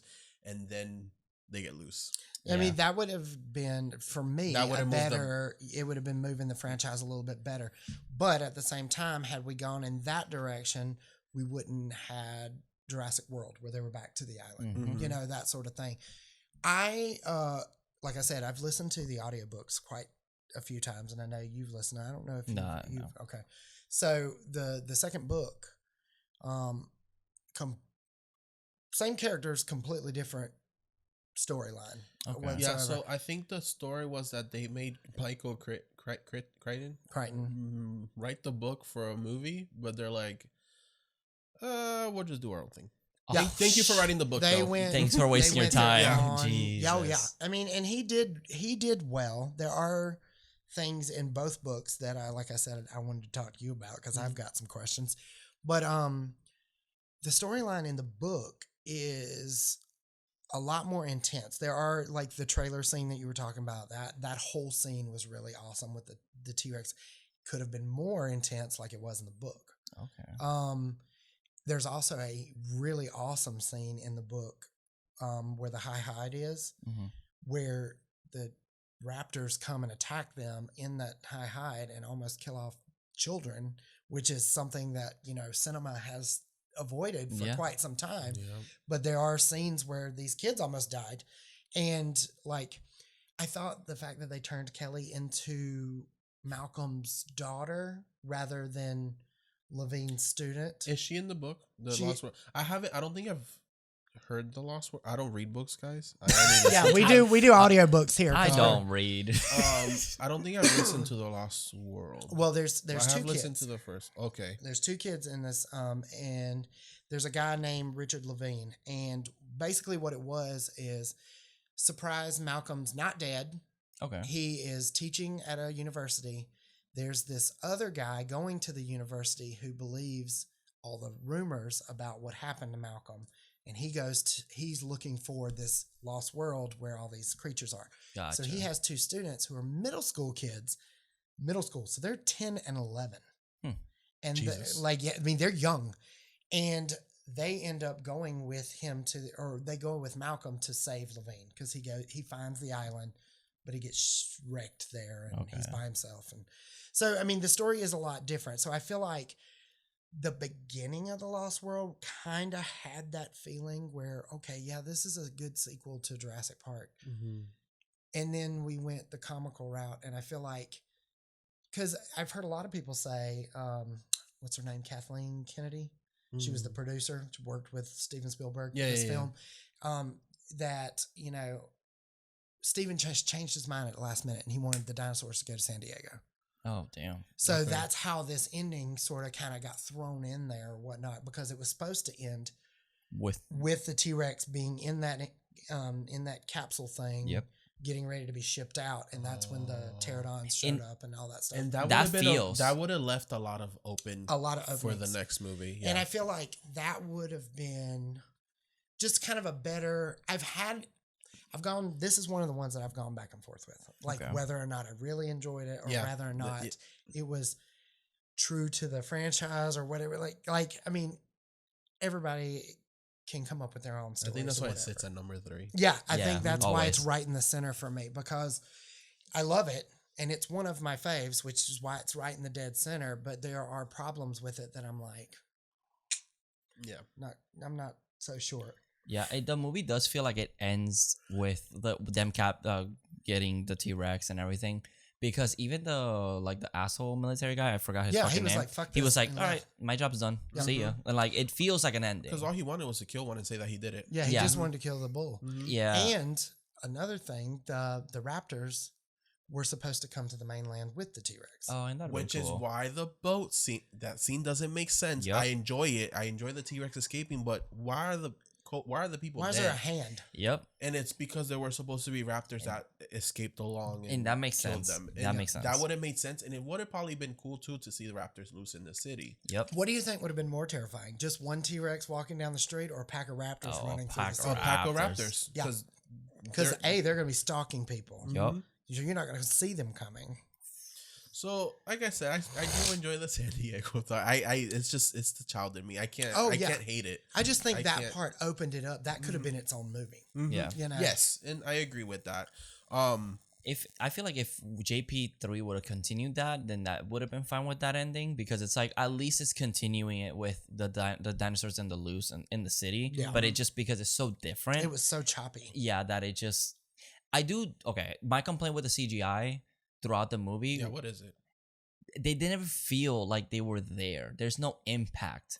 You know, even when I do like the scene where all the dinosaurs are like running down the mountain or whatever, and then they go underneath the and that looks cool. I love that. I love that so much. But there's so many motorcycle things going in between. Yeah, like in it, I was like, that's very creative. I do like that. But there's like moments where like the T-Rex will step and it just lacks impact, where like the camera should have been like shaking a little bit, and it's like they felt like they were floating a little bit, and like they never felt like they were real, like grounded. Exactly. But then the scene where she like knocks over like the bus, I was like, oh, like I felt that, like you could feel that felt real, or like next to the buildings and everything. Do you think it's because you watched them maybe in 4K?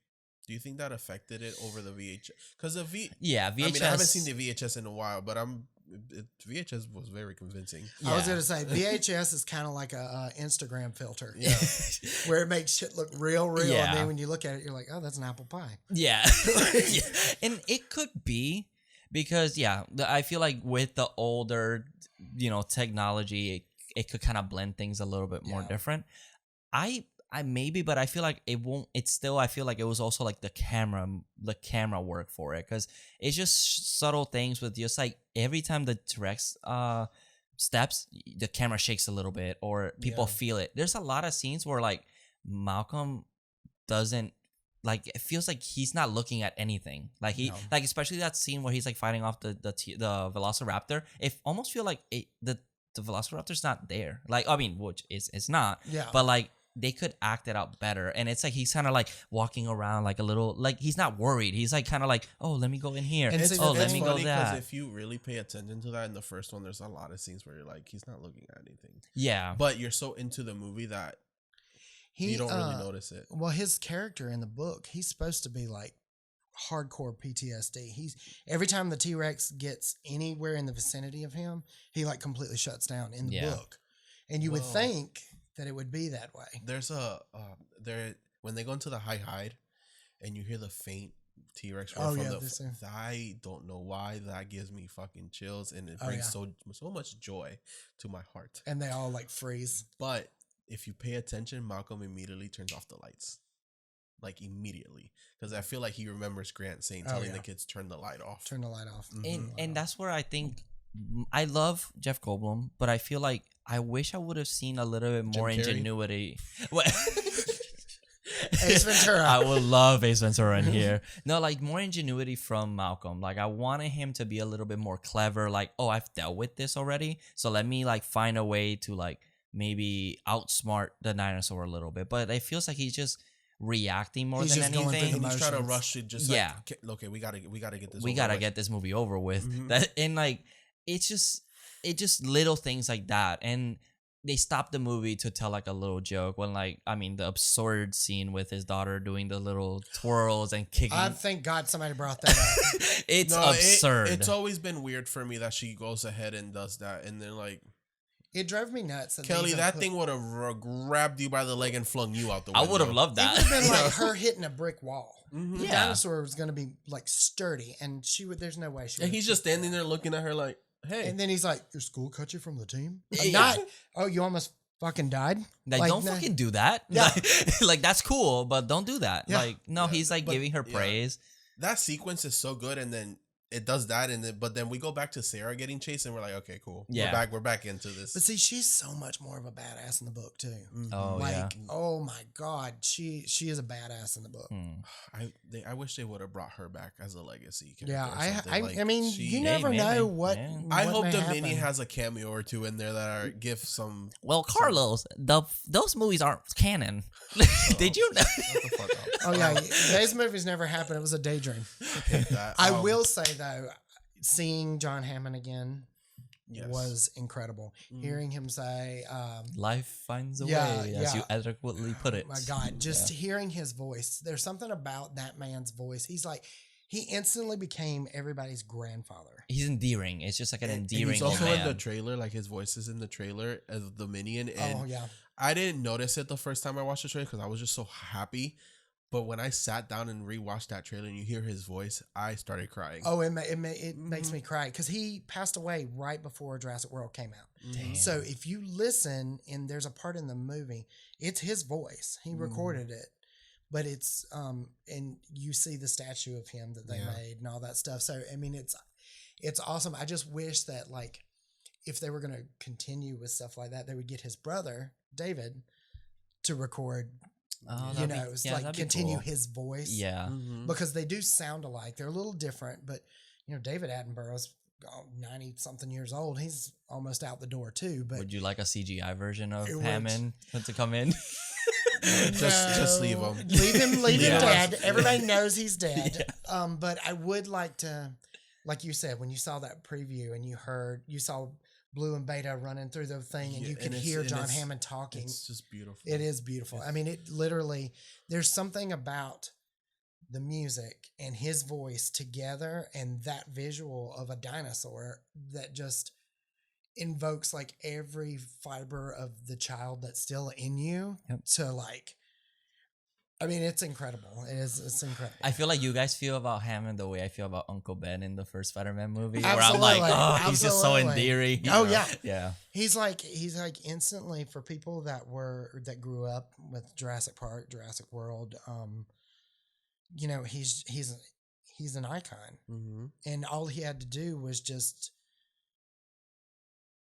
he just had to talk. That's all he had to do. I will forever hear "Welcome to Jurassic Park" in my head. Like it lives rent free every time I watch that movie. That rent free in my head. It's funny because he's a fucking villain in the book too, and you don't like him. Really? You don't like him. Let's be honest. He's kind of a villain in this movie. He kind of tricked everybody, and he's like, "I'm gonna just go back to sleep." I was gonna wait until we got to that. We'll get there because I've got some notes. About I defend him. Yeah, I defend him. Well, but because he's described like when they interviewed Michael Crichton about it.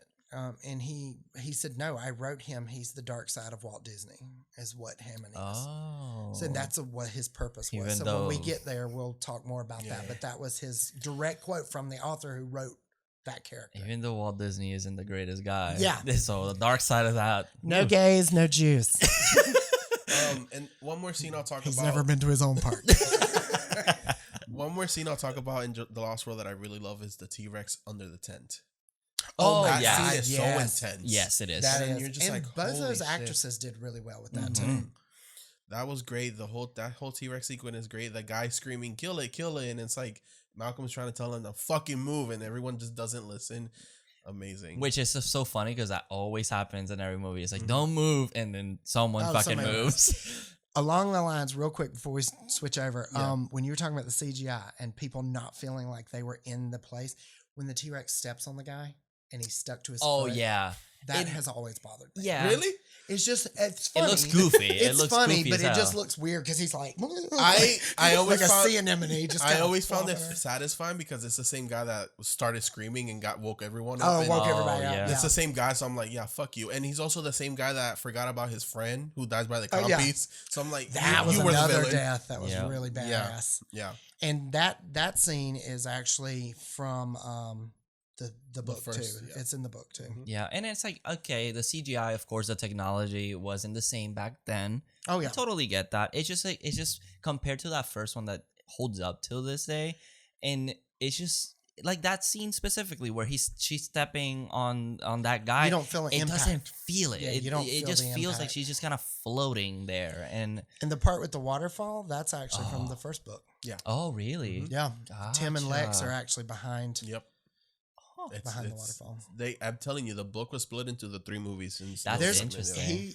they did an interview with him and he said that from the movie to the book, there's only about 18 to 23% Mhm. of the book. in there. Jesus. Oh yeah. There's a It's lot of intense. unexplored ground that they Oh, could yeah. could do. Listen to the book at work. Yeah, I will. Some parts where it'll get you going faster. Oh yeah. Ah, 'Cause Absolutely. It's so good. I need to listen. to And that. they've used, I think you mentioned this before, they've used bits and pieces of both books Mhm. for all 5 of these films so far. Nice. There's been like different scenes that have happened. You're like, wait, that's from the Ellie book. in the visitor center in the first movie, in the book, she's running on the roof from Velociraptors. Yeah. Which, if you look at It's the Dominion. Dominion, Claire's on the roof of the buildings running from the Ah. Velociraptors. It's just And the Welcome Center has pyramids on it, like the Welcome Center in Jurassic World. Oh shit! Anyways. I'm gonna have to listen to it. Oh yeah, it's a whole Daddy of the Lost World, Jeff Goldblum. Jeff Goldblum. Sarah Harding. yeah. I'm a Sarah Oh, Harding. Sarah fan. Har- okay. I love Sarah Harding. Not is, not Vince Vaughn. Vince Vaughn is fuckable, but Sarah Harding is Daddy of the movie. You heard it here, folks. Vince Vaughn is fuckable. And then death of the movie or a death of the My movie. favorite has to be the compies. They Oh, give that's a the good one. compies some light because Yeah. they're like, oh, the little ones. What the fuck can they do? 'Cause they can do play- damage. I Yeah, love they the one play a that big bites part. the lip. Yeah. He's Oh, like, yeah, oh he's like fuck. pulling it. Oh. And even the opening scene is with a compy, and that the little girl survives, but according to John Hammond, but we don't know that. And That's true. Yeah, it's just What about Eddie Card with the wishbone scene? Oh, that's a good one. That is a good and one. Eddie didn't deserve that, man. Yeah, he was did trying to not save deserve it. He was them. trying to save everybody. And Yeah. I liked Eddie because rewatching it, I was like, damn, Eddie was MVP. Like he Yeah. saved these 3, Yeah. and he just fucking He died. made the guns, he made the cars, he Yep. made the trailers, and then he died. Damn. But the compies, man, the compies got some action, and I just love Yeah. that they give them some like. They made him Absolutely. intimidating as Yeah, well. Because they completely left him out of the first movie. Mm-hmm. Yeah. And they're all over the book. Well, they killed John Hammond in the book. Oh, that's cool. Yeah. And it's that scene. Yeah. That's, But it's just a different character. Yeah. Oh, that's awesome. All right. Well, you don't gonna ask about my death? Oh, I'm sorry. What's your favorite? Damn. Oh no. Your opinion doesn't matter, just so you know. Because I was gonna put this one last. That's why. Okay. No, I think mine was the waterfall scene. I do love that it's like the T-Rex gets so close to it and they're like trying. Mhm. The Oh, yeah. snake goes into Oh it. yeah, and he like That was so jumps. stupid. It's good. Yeah. But I'm like, aren't you a fucking animal researcher? What the? You scared of a small snake? I find it funny because it's like he's so scared of this T-Rex or he's like worried about the T-Rex, but the snake is what really scares him. Yes. Like I thought it was kind of Jesus funny. Christ. He's actually, that character was based on an actual paleontologist. Oh from- yes, that's from true. the 80s. I think his name's Richard Burke or something I like that. think so. But that's who he was, and he looked just like that with the beard and the ZZ hat. Top, like beard and hat and all that stuff. Yeah, I love that his introduction. He's like, "Oh, this dinosaur does this, and this one. In the T-Rex isn't coming just yet." Oh yeah. But I just love the imagery of like it's the waterfall and then just blood. Just I love that image. It looks so cool. Ian Malcolm's right behind that, and he comes right back in. Yeah, where he was like, tailing. Was he standing between her legs? Yeah, he's like, "I'm coming, guys." Oh, all right. So. The final one. Jurassic Park. We'll say it together. We rank this as our number 6. Number 2. No, I hate this movie. We haven't seen Dominion yet, so the jury's still out. Yeah. Number one, directed by Steven Spielberg with a budget of $63 million. Worldwide, it made $1 billion. Where do I fucking start? Profit. This is the print. If it wasn't for this movie, we wouldn't have the rest, to be honest. No other movie in the world has been able to recreate dinosaurs in the way that Jurassic Park did. The score, beautiful. I listen to it all the time. Yeah, I have it on my phone. The animatronics, the CGI, believable. The Velociraptors, just intimidating as fuck. Alan Grant. Daddy Alan Grant. Ellie. The kids are not as annoying as you would think. In the book, the kids are actually switched. Yeah. Lex is younger, Tim is older. Okay. And Lex, you want her to die. It's more, yes. And Tim is actually the smart one. Is all this. Even though these kids, like, I did not find them annoying. I didn't remember either. I'm like, they're so entertaining. It's like actually like adorable. They're so funny. I think. I mean, my favorite scene of the movie is when little Tim goes flying in the fence. Because he's like, I'm gonna count till 3, guys. My favorite is when his hair, like when he stumbles into the thing and it's like his hair's all over the place. Now that you brought I do love when he flies off and falls on the ground. Lex turns into a velociraptor because she jumps into the camera. Oh yeah, and she's like on top. And she sounds like a velociraptor over Grant, and it's like, and then it's not breathing, and it goes from he's not breathing to we're gonna be back in business, and then a velociraptor's fucking showing it. Oh my god, this movie. So quick question before we dive further into this. Yes. Best velociraptors in the series. Actually, I had that as the end. I had that as a question for the end. Of the Is it podcast. really? Yeah. Oh, okay. We'll save it. We'll save it. We'll save it. Yeah. That movie obviously plays a huge part in my life, but there's not, like you said, there's not enough things that you could say about it. Like it was the first time I can honestly say I saw magic and thought that it was real, because I was 11 when it came out. I had just turned 11, and me and my cousin, we were really close at the time. My dad took both of us to go and see it when it came out, and I'm telling you, sitting in the theater. So I've got not only this, I just saw a live dinosaur. Like I just saw a real fucking dinosaur. Not only that, but it's also a memory that I have with my dad as well. So it's kind of like every time one of these movies has come out, me and him like, because I mean he still lives in South Carolina, so we're like texting each other. Did you like it? Oh, it fucking sucked. Like my dad's a jerk like that. He'll just say any kind of thing, but it's like that childhood memory for me. And every time, even like the piano riff of the main theme, like it literally brings tears to my eyes every time. And my friends give me so much shit about that because I'm so obsessed with it. But it literally is just a huge part. For me, so I might have seen The Lost World first, because my memory is that I saw The Lost World, I believe, and my dad was like, "Hey, there is another movie. Do you want to see it?" And I was like, "Oh yeah, the fuck? You saw how excited I was. Dinosaurs."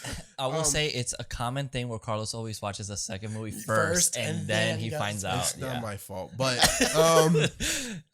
wait, there's another one? Yeah, so I remember we went to go grab, I think he had let someone borrow the VHS for some reason, or we borrowed it from someone, and we went to that person's house, and I remember it being handed to me and just seeing the black and red logo. Oh yeah, that movie was on, and I kind of forgot about The Lost World because this one is just so magical. This one is a full circle for me. Yeah. This movie is a full circle. There's nothing, I mean, I've got some things to talk about, but just in itself, I know exactly what you mean. When the T-Rex first appears and it escapes and the whole goat leg on the car, there's something that just left me in awe as a kid, and ever since then I've loved dinosaurs.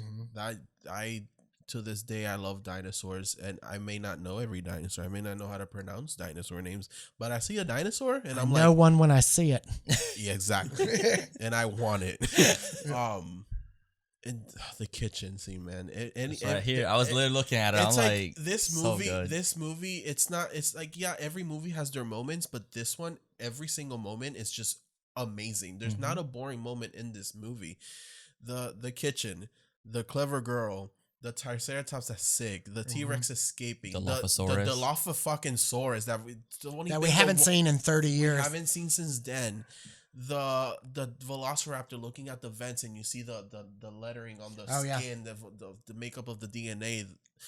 This movie is just fucking gorgeous, and it's even just like the simple scene where is it Alan that's talking to they show the bobbles, the fucking shaving cream scene, and he's like, look, this guy's doing this, and he's like, see, nobody cares. Nedry. We're talking to Dodson.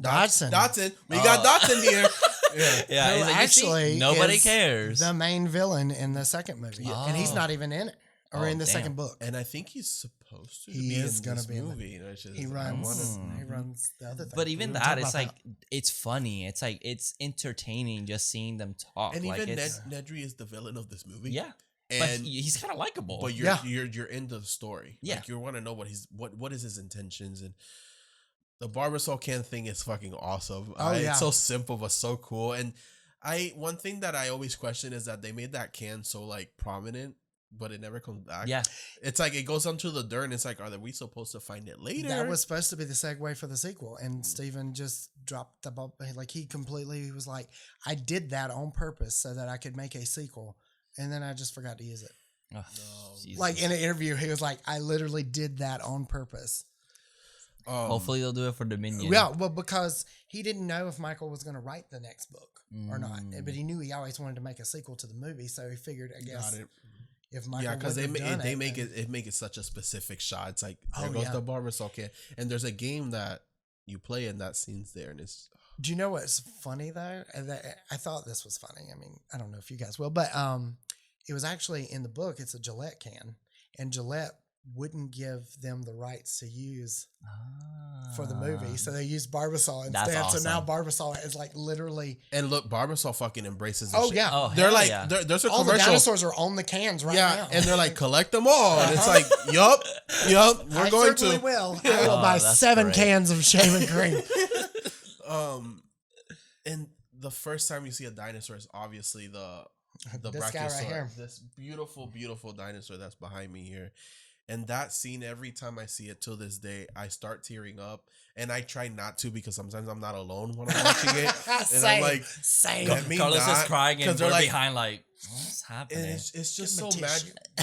Alan's reaction, Ellie's reaction, and they're just in awe. And then the music just starts. Oh, yeah. And you hear the Brachiosaurus. So beautiful. And then fucking Hammond, welcome to Jurassic, and you just see all of the dinosaurs loose on the scene. Yeah. Oh my god. It's so good. That movie is just, I mean, I don't even know what else to say. What about you? I just, like you said, like, I love the acting toward, like, with them, because there's some scenes where you're like, they're not obviously looking at anything. They had giant poles. Yeah, so give them an eye reference. Mm-hmm. Yeah, which they is didn't do that for Jurassic World. So that's why in some of the newer movies, their line of vision is off. So it's like, I love their reaction. I especially love the is it Lexi, was it again? Lex, yeah, where she's like shaking with the gelatin. I love that scene. So good. And she sells it. She's selling it, and her scream whenever she sees something coming, like, it's just that's what got her the job. Exactly. And it's like, she was in Tremors before this. Really? Yeah. Oh shit. She the reason she got hired, the reason Tim got hired was because he auditioned for Hook. Okay. And he was too young to play the main character in Hook. So Steven told him, I'll put you in my next movie, which was Jurassic Park. Yeah. So he got that part. Awesome. So he was like, well, we'll switch the roles. So he auditioned a bunch of girls. And when he listened to Lex's or Ariana's Grande video, not Grande, but when he watched her audition tape, it woke his wife up from a dead sleep. She jumped up out of the bed and ran through the house looking to see if the kids were okay. She was dead, and she woke up. That's why she was dead asleep. But yeah, so that's how she got the job. Because of her screen. And it's like she sells it. And it's that's what I love about the movie is that, and what's missing, I feel, from the other ones is that, like for example, that Malcolm scene where he's fighting off the velociraptors, it doesn't feel like he's worried. He's not really that scared. And it's like, but then you watch this movie and they're selling that they're fucking terrified of this thing. And every minute of the movie, I never really doubt that they're like terrified. The kitchen scene, it's one that I feel anxious watching it because it's like those things are there. Like, and it's very. You love intense. the hand though, fixing the velociraptor in the kitchen scene. Grabbing the tail. Yeah. I do love the mistakes in the movie because this movie's been like, it's like a perfect movie, but it has little things. Yeah, and it's fine. Like, and also there's when the T-Rex flips the car, if you look in there's the potted lights. plant. Yeah. The potted plant and a stage light just kind of sitting there. Well, I was telling him that like when Rexy grabs the velociraptor, there's one frame where the velociraptor's missing. Like disappears. It disappears. Like glitches, yeah. The opening too. We don't see a dinosaur, but that opening is so effective. Oh yeah, you only see the raptor's eye through the hole and it's in like the crate. And shoot her, and it's like, and that's the reason these people come to this park is because of that incident. Yeah, and it's just so good. Well, not seeing the attack of this is very reminiscent to Jaws, and it's like Spielberg has been great. Oh yeah, he's great at it. As I quote, and he said, "I wanted to make Jaws, but on land," and he did it. He gave it.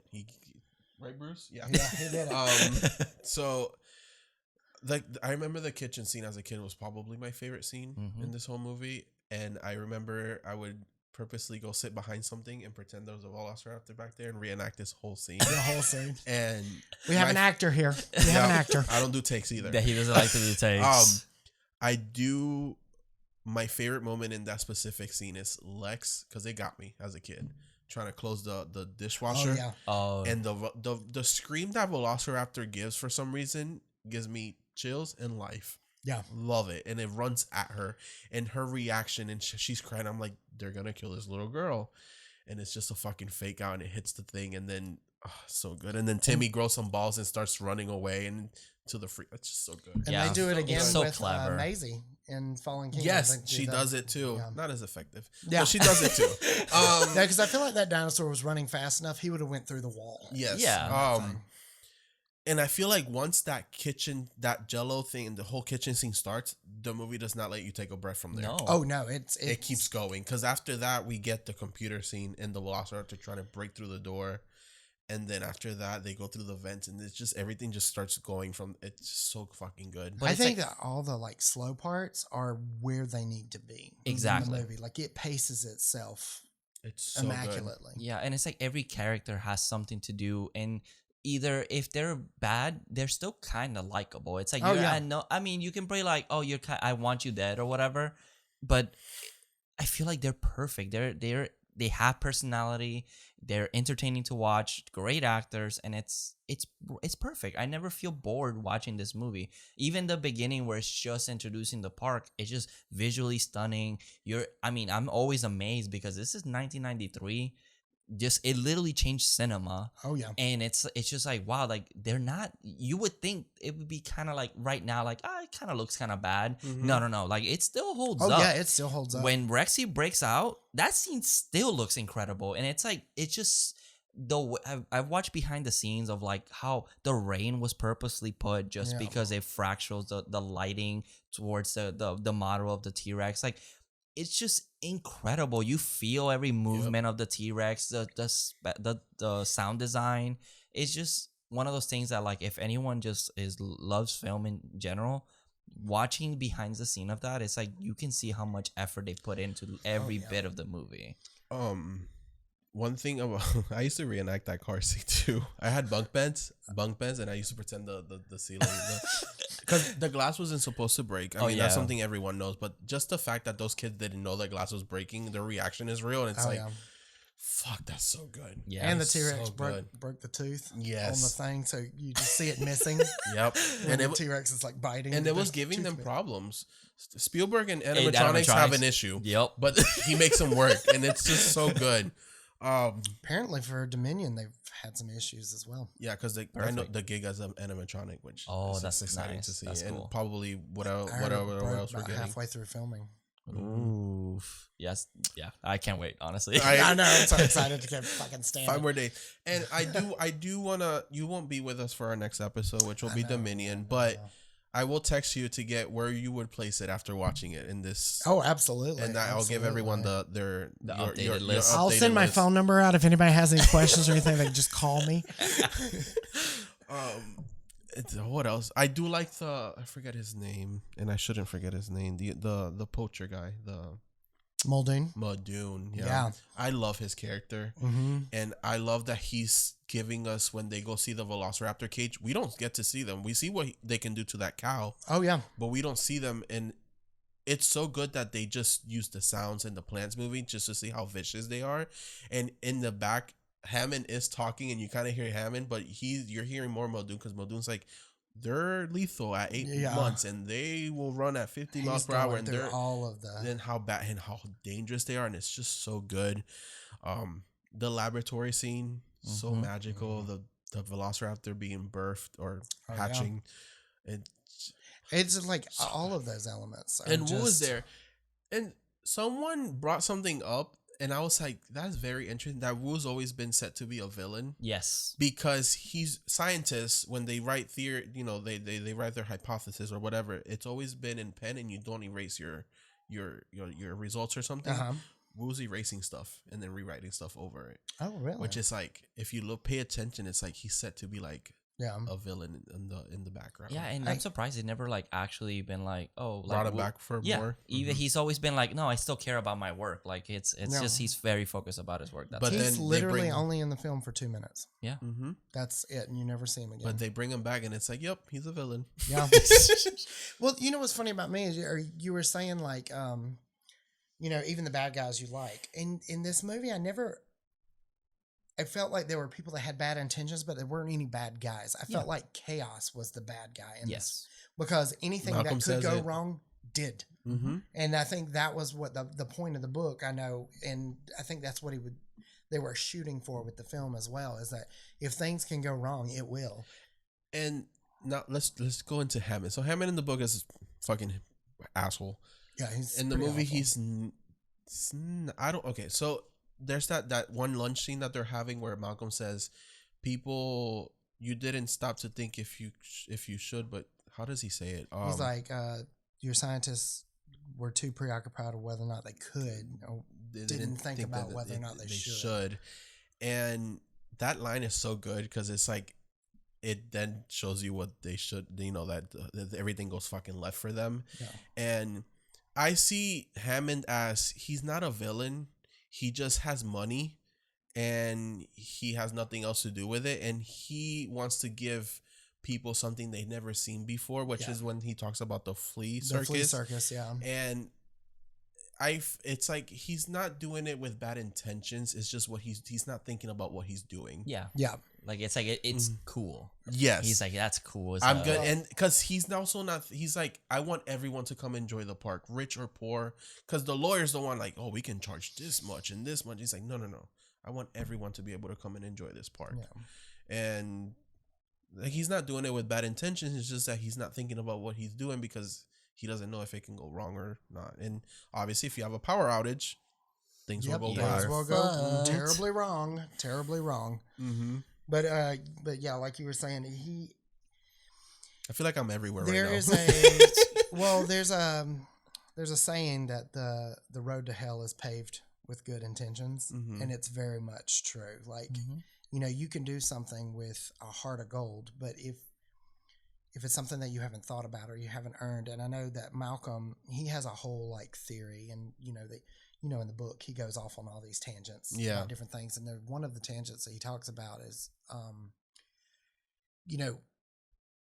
people, they want to do these great things, and they want to, and I think this is partly where they got that saying, you know, that you do these things because you can, but there's no discipline behind it. Yeah. You know, a jiu-jitsu master has to do it for 15 years before they become like a black belt or whatever. Yeah. But then they don't run out and kill somebody. Yeah. Because they've learned the discipline along the way. Yeah. And I think that's what Hammond's problem is. He was so preoccupied with trying to give the children, well, to quote the book, the children of the world, something that he had always wanted them to see, that he didn't think about any of the consequences that come with it. Yep. Yeah, he's playing God. Thank you, though, Grandpa. This is a T-Rex, but it's gonna fucking act like a T-Rex. Well, we didn't even think about that. I did not expect that. Yeah. Oh, it's gotta eat.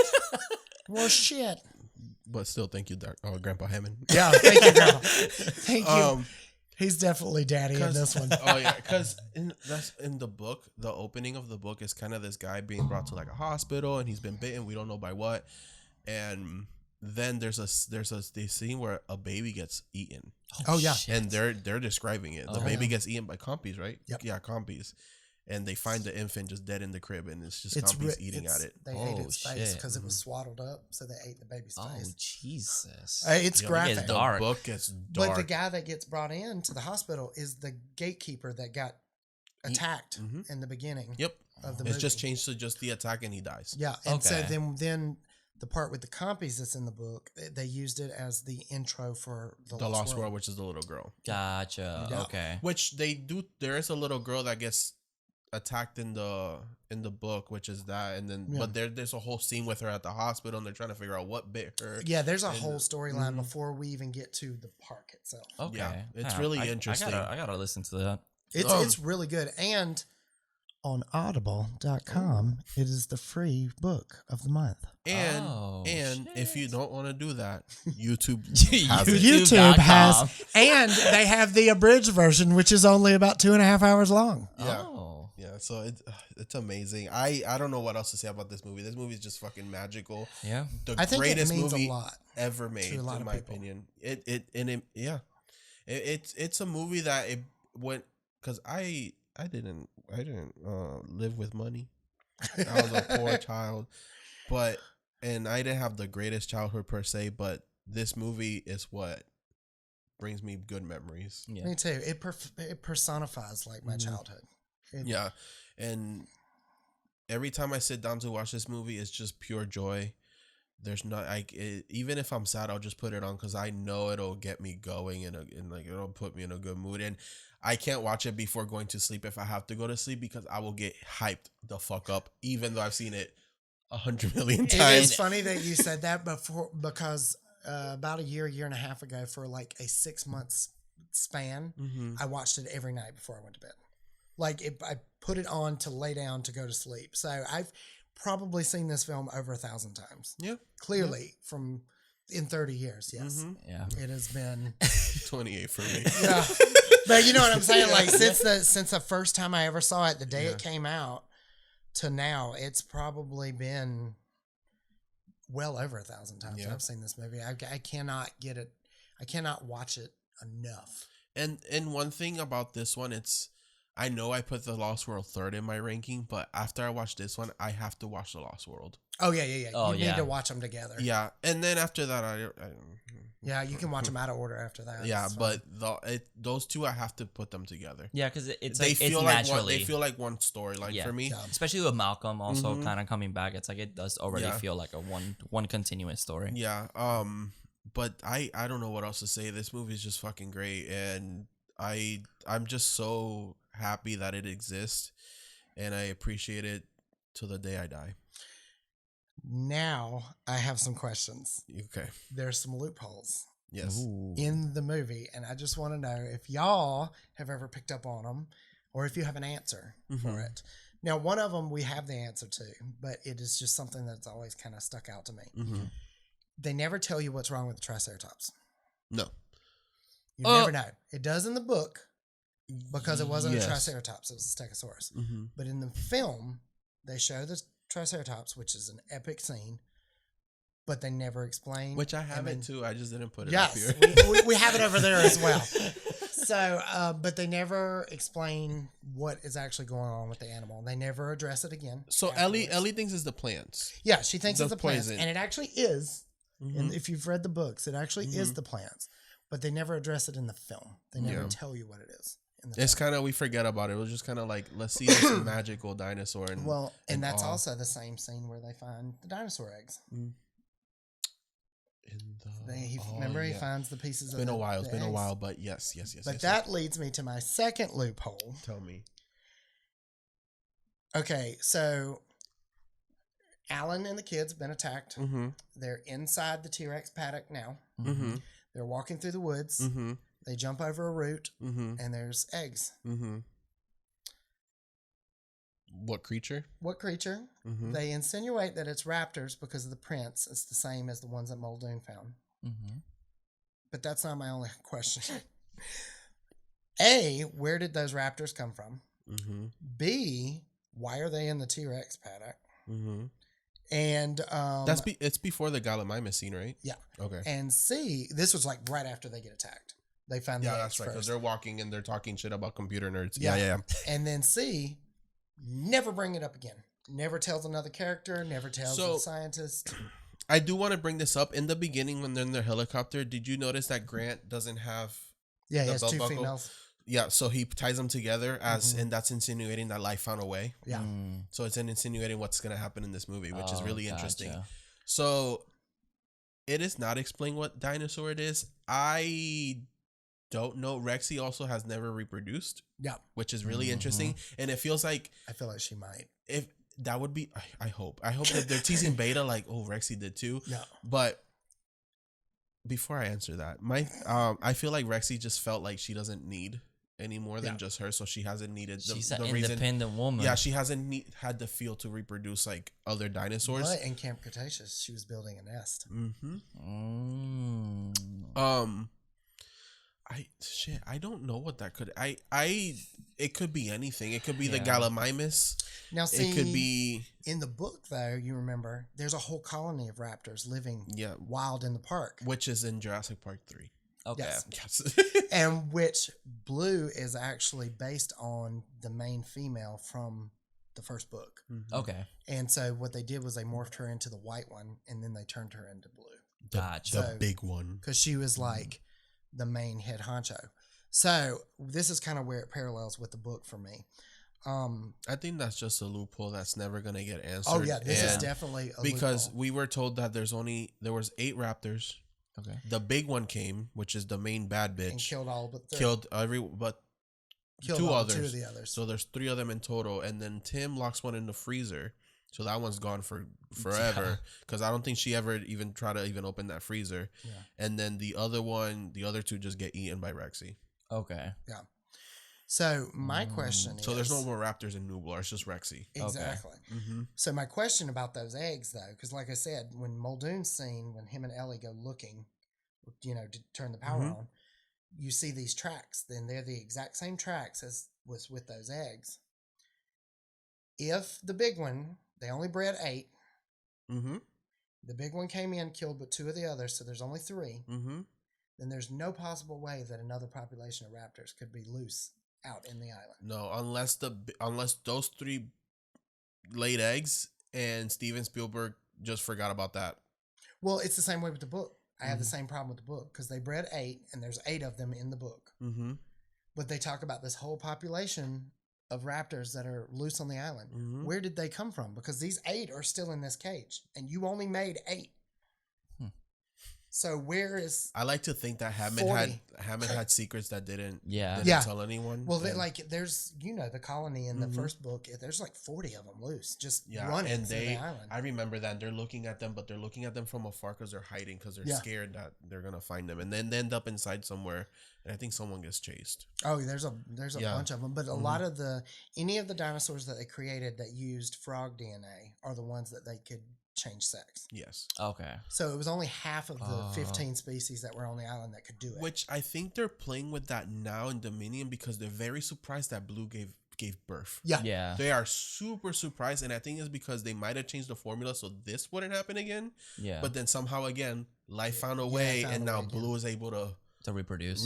Which there are animals out there that can procreate by themselves. And that's why they were like, oh, we'll make all females, but look what happened when you did. Well, like that python that just made the news a couple months ago. She's been by herself for 15 years, and then she just had a clutch of eggs. Oh, shit. Life finds a way. Life finds a way. And they hatched. So she made them herself. Mine's a boy, so if it doesn't, I will be very surprised. Unless he switched them over. Yeah, but I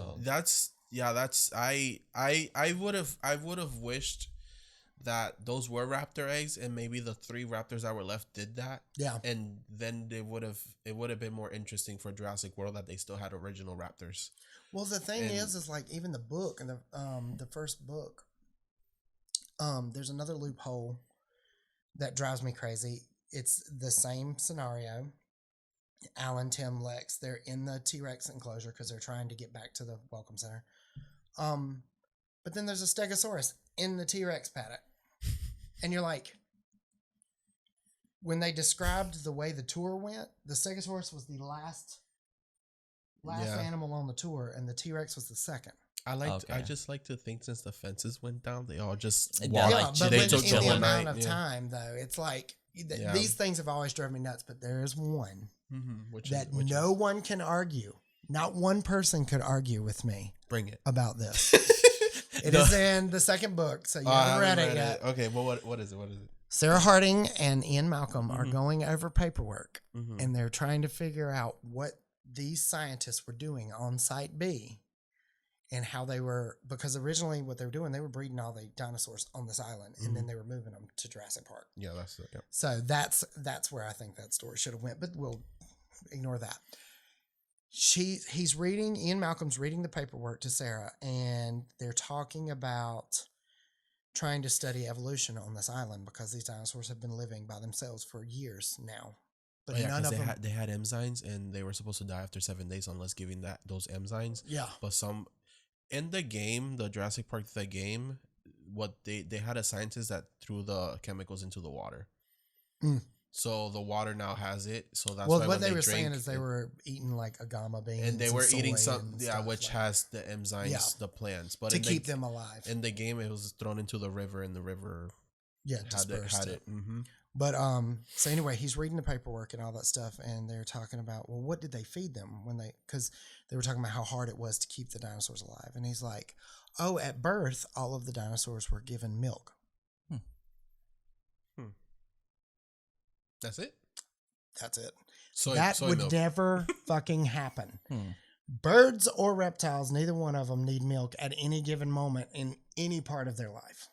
So, Crichton, you're on crack. And then Michael, he's gonna be like, actually, yeah. But yeah, literally that part stands out in my head every time I listen to the book. That loophole drives me nuts. It's like all of the babies were given milk when they were first born, and I was like, why? That's weird. They would not eat it or drink it. Yeah, that's interesting. Okay. One thing I want to talk about, and then we'll finish this off, is sorry, it's been going on forever. I feel like Samuel L. Jackson's death. So in the movie, we see like this storm that's coming. Those shots were real shots of a hurricane that happened while they were filming. Oh shit! They were stuck in a hurricane. They were without power. So what happened was he was supposed to have a velociraptor death that we were supposed to see. Yeah, we were supposed to see it. It was supposed to be this great thing, and I'm sorry we don't get it's not even recorded because the hurricane destroyed the set. Oh no. So that's why we get an off-screen death from him. I hate you, God. But now there's this theory running around that we only see an arm, we don't see a body. Is there a possibility he's alive? There's fans out there that are like he could see a body. I know. And that's it's a horror movie rule. Yeah, if you don't see body, there's no death. No guarantee. Which would be fucking interesting. I mean, it would be interesting. Like if you see him in Dominion, he's all crippled and like missing an arm, and it's like you guys left me, and it's like it would be really cool, but I'm a bad bitch. You can't kill me. Yeah, but he was supposed to get an actual death scene, and the hurricane destroyed the set. And he never actually got to go to Hawaii at all. The rest of them did. He got fucked over. Yeah, all of his scenes were filmed in the in the lab. Yeah, that's. But that scene with Ellie is pretty. The Velociraptor coming from the darkness and just breaking up. It's just. What was the scariest scene for you watching it the first time? It had to. That got me. It had to be that. That one got you. Mm-hmm. What about you? I'm trying to think. Damn. You go first, because I have to think about that. Do you know what got me? And I still have to close my eyes. It's Clever Girl. Oh, that's a good one. That's a good one. When that raptor comes out and is like right there at his face, and then that roar when it jumps on him, and the other one's just watching. Yeah, like, just watching. Bitch, you thought you weren't gonna get me. Because it happens exactly the way Alan describes it. That's his fault, because when he's telling Alan about the raptors, because he's been studying them, he's like, "Oh, they like to come from the sides and group you," and it's like, dude, come, you knew this. Known. And even Alan said that in the beginning with the little kid. The ugly kid. It's him. He's like, one will get you from one, and the other one will just surprise you. Huh. Mine has to be when Rexy breaks out. I think that scene like always stuck with me. Yeah, it like scared the shit out. And especially like the kids in the car in the Jeep. Oh yeah, no, like it was so scary because it felt so real. I think what's scary is when Tim shuts the door. Yep. And then that pupil like dilating, like looking in there. And again, that's a scene with no music. It's just the rain and her roars, and it's just so good. Another one that got me was keep going, y'all. Nedry. Those two, that scene. And with Nedry. Oh my god! Because now you keep saying it's like those were very surprising. I was not expecting him to be in the car, and he's just like. Apparently, it was two. It's been confirmed for Spielberg. Oh, really? It was two spitters. There was one at the bottom of the thing, and one got in the Jeep. And it's true, because it's like you see that one just staying there. The only thing with that is that when they do the long shot with the car shaking, you don't see the other one outside. Yeah, you don't see the other one. That would be funny if he's just standing there. He's just like watching, like, I'm not going to get any of that meal. He's so cute, too. It's like he's like a little puppy, like just looking. Did you know that apparently that was the worst animatronic for them to work with? What the fuck? Steven I feel like it's Spielberg one of the best. Absolutely hated it. That's why he's not been in the franchise since.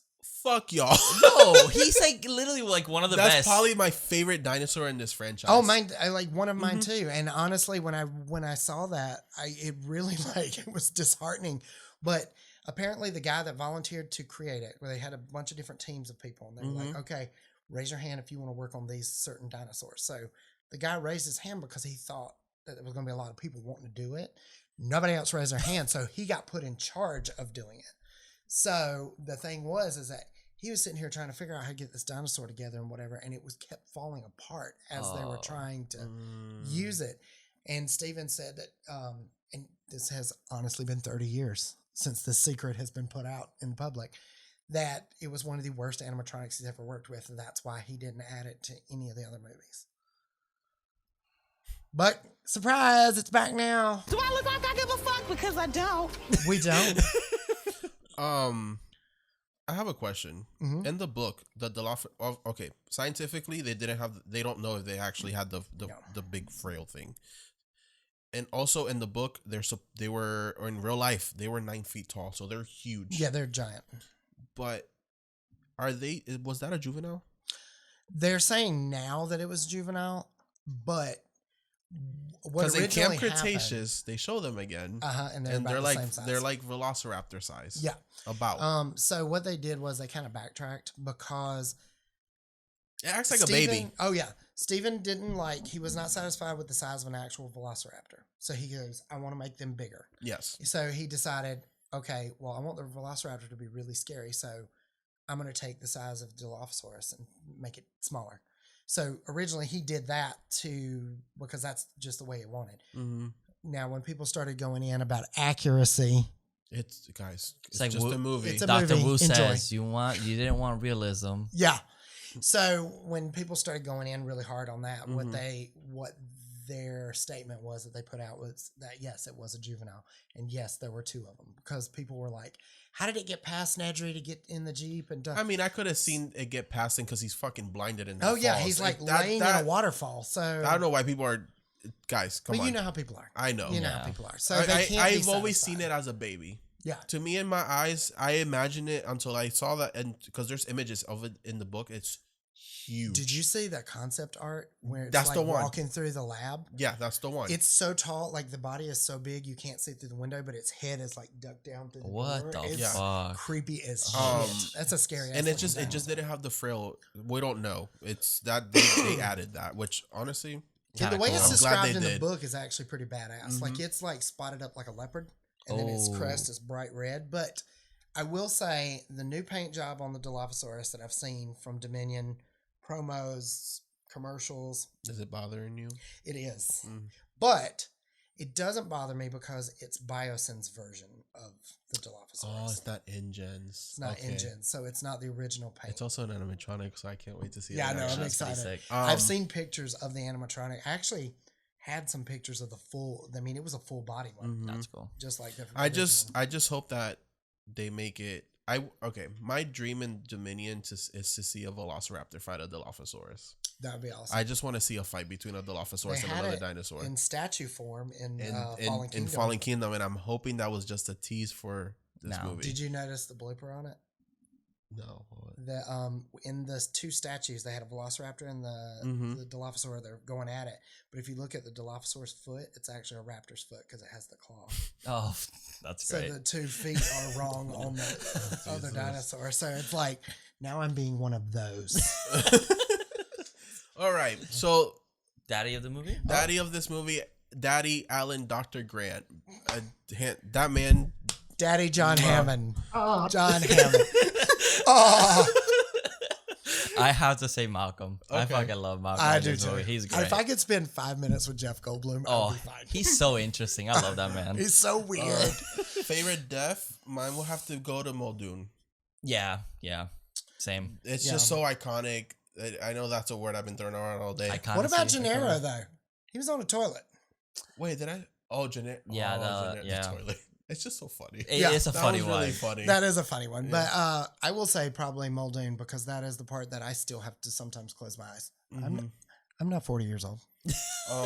Yeah, because those Velociraptor, I do love that they do the logo, but with a Velociraptor, because the kitchen is a circle and it's like he comes from the side. The sign. And then he turns and breathes. Oh, so good. Anyway, so that was We're never gonna leave here. I know that was our ranking. Yeah. Hope you enjoyed it.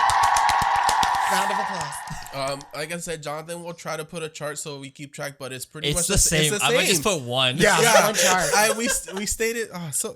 Good job, guys. Wow. So I do have questions, and they're flash questions, so they have to be answered quickly. Okay. I'm focused. Wait, are you going to direct them? Or are you going to give like one of us time to think no, there's no thinking. They're flash questions. Okay. So, done. Ready? Favorite Velociraptor design? First. Fuck. I would say 3. Lost World. Just the tiger stripes for me. Do it. I just love the little thingies. I like the original. I think they're the scariest. Okay. That's That's a good one. I'll change the design for me. Yo, Hold on. Okay, I know they're flash question. I know. I'm the host. Anyway, design the Lost World. Intimidating wise, the first one. Yep. They have not been that scary True. since that first movie. They've all been beautiful though. Like I haven't been disappointed until Jurassic World. But that doesn't count because they're not actually there. Yeah, and I do love that. And That's true. They're imaginary. I do love that they're bringing the tiger design back with the Atrociraptor. Yes, I think that's fucking amazing. Anyway, and Ghost with like the original, for the white. Yep.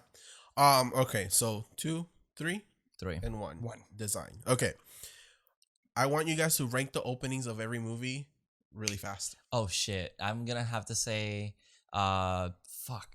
Kingdom. Rank from worst to best. Worst to best. Worst? Yeah. Oh, worst to Oh, best. 3. Oh, shit. Openings. The openings. Yeah, 3, 2. 3, 2. So Jurassic Park 3, The Lost World. I guess World, because I don't know. 3. Yeah, World. Jurassic World was kind of boring. It was just Indominus hatching. Yeah, 1 and then Fallen Kingdom. Okay. Okay, so I'm gonna go 3. Jurassic World. Crap, how many are there? Yeah, that's 5. The Lost World, Fallen Kingdom, first one. Okay, I'm gonna go the Jurassic World. It's just a dinosaur hatching. It's fine. Yeah. Jurassic Park 3, The Lost World. These two are hard. Fuck, I love you, Jurassic Park, but your second and Fallen Kingdom just fucking it did That it for me. was pretty Yeah, badass. It did it for me. It's great. Okay, and then last question. Oh god, drum roll.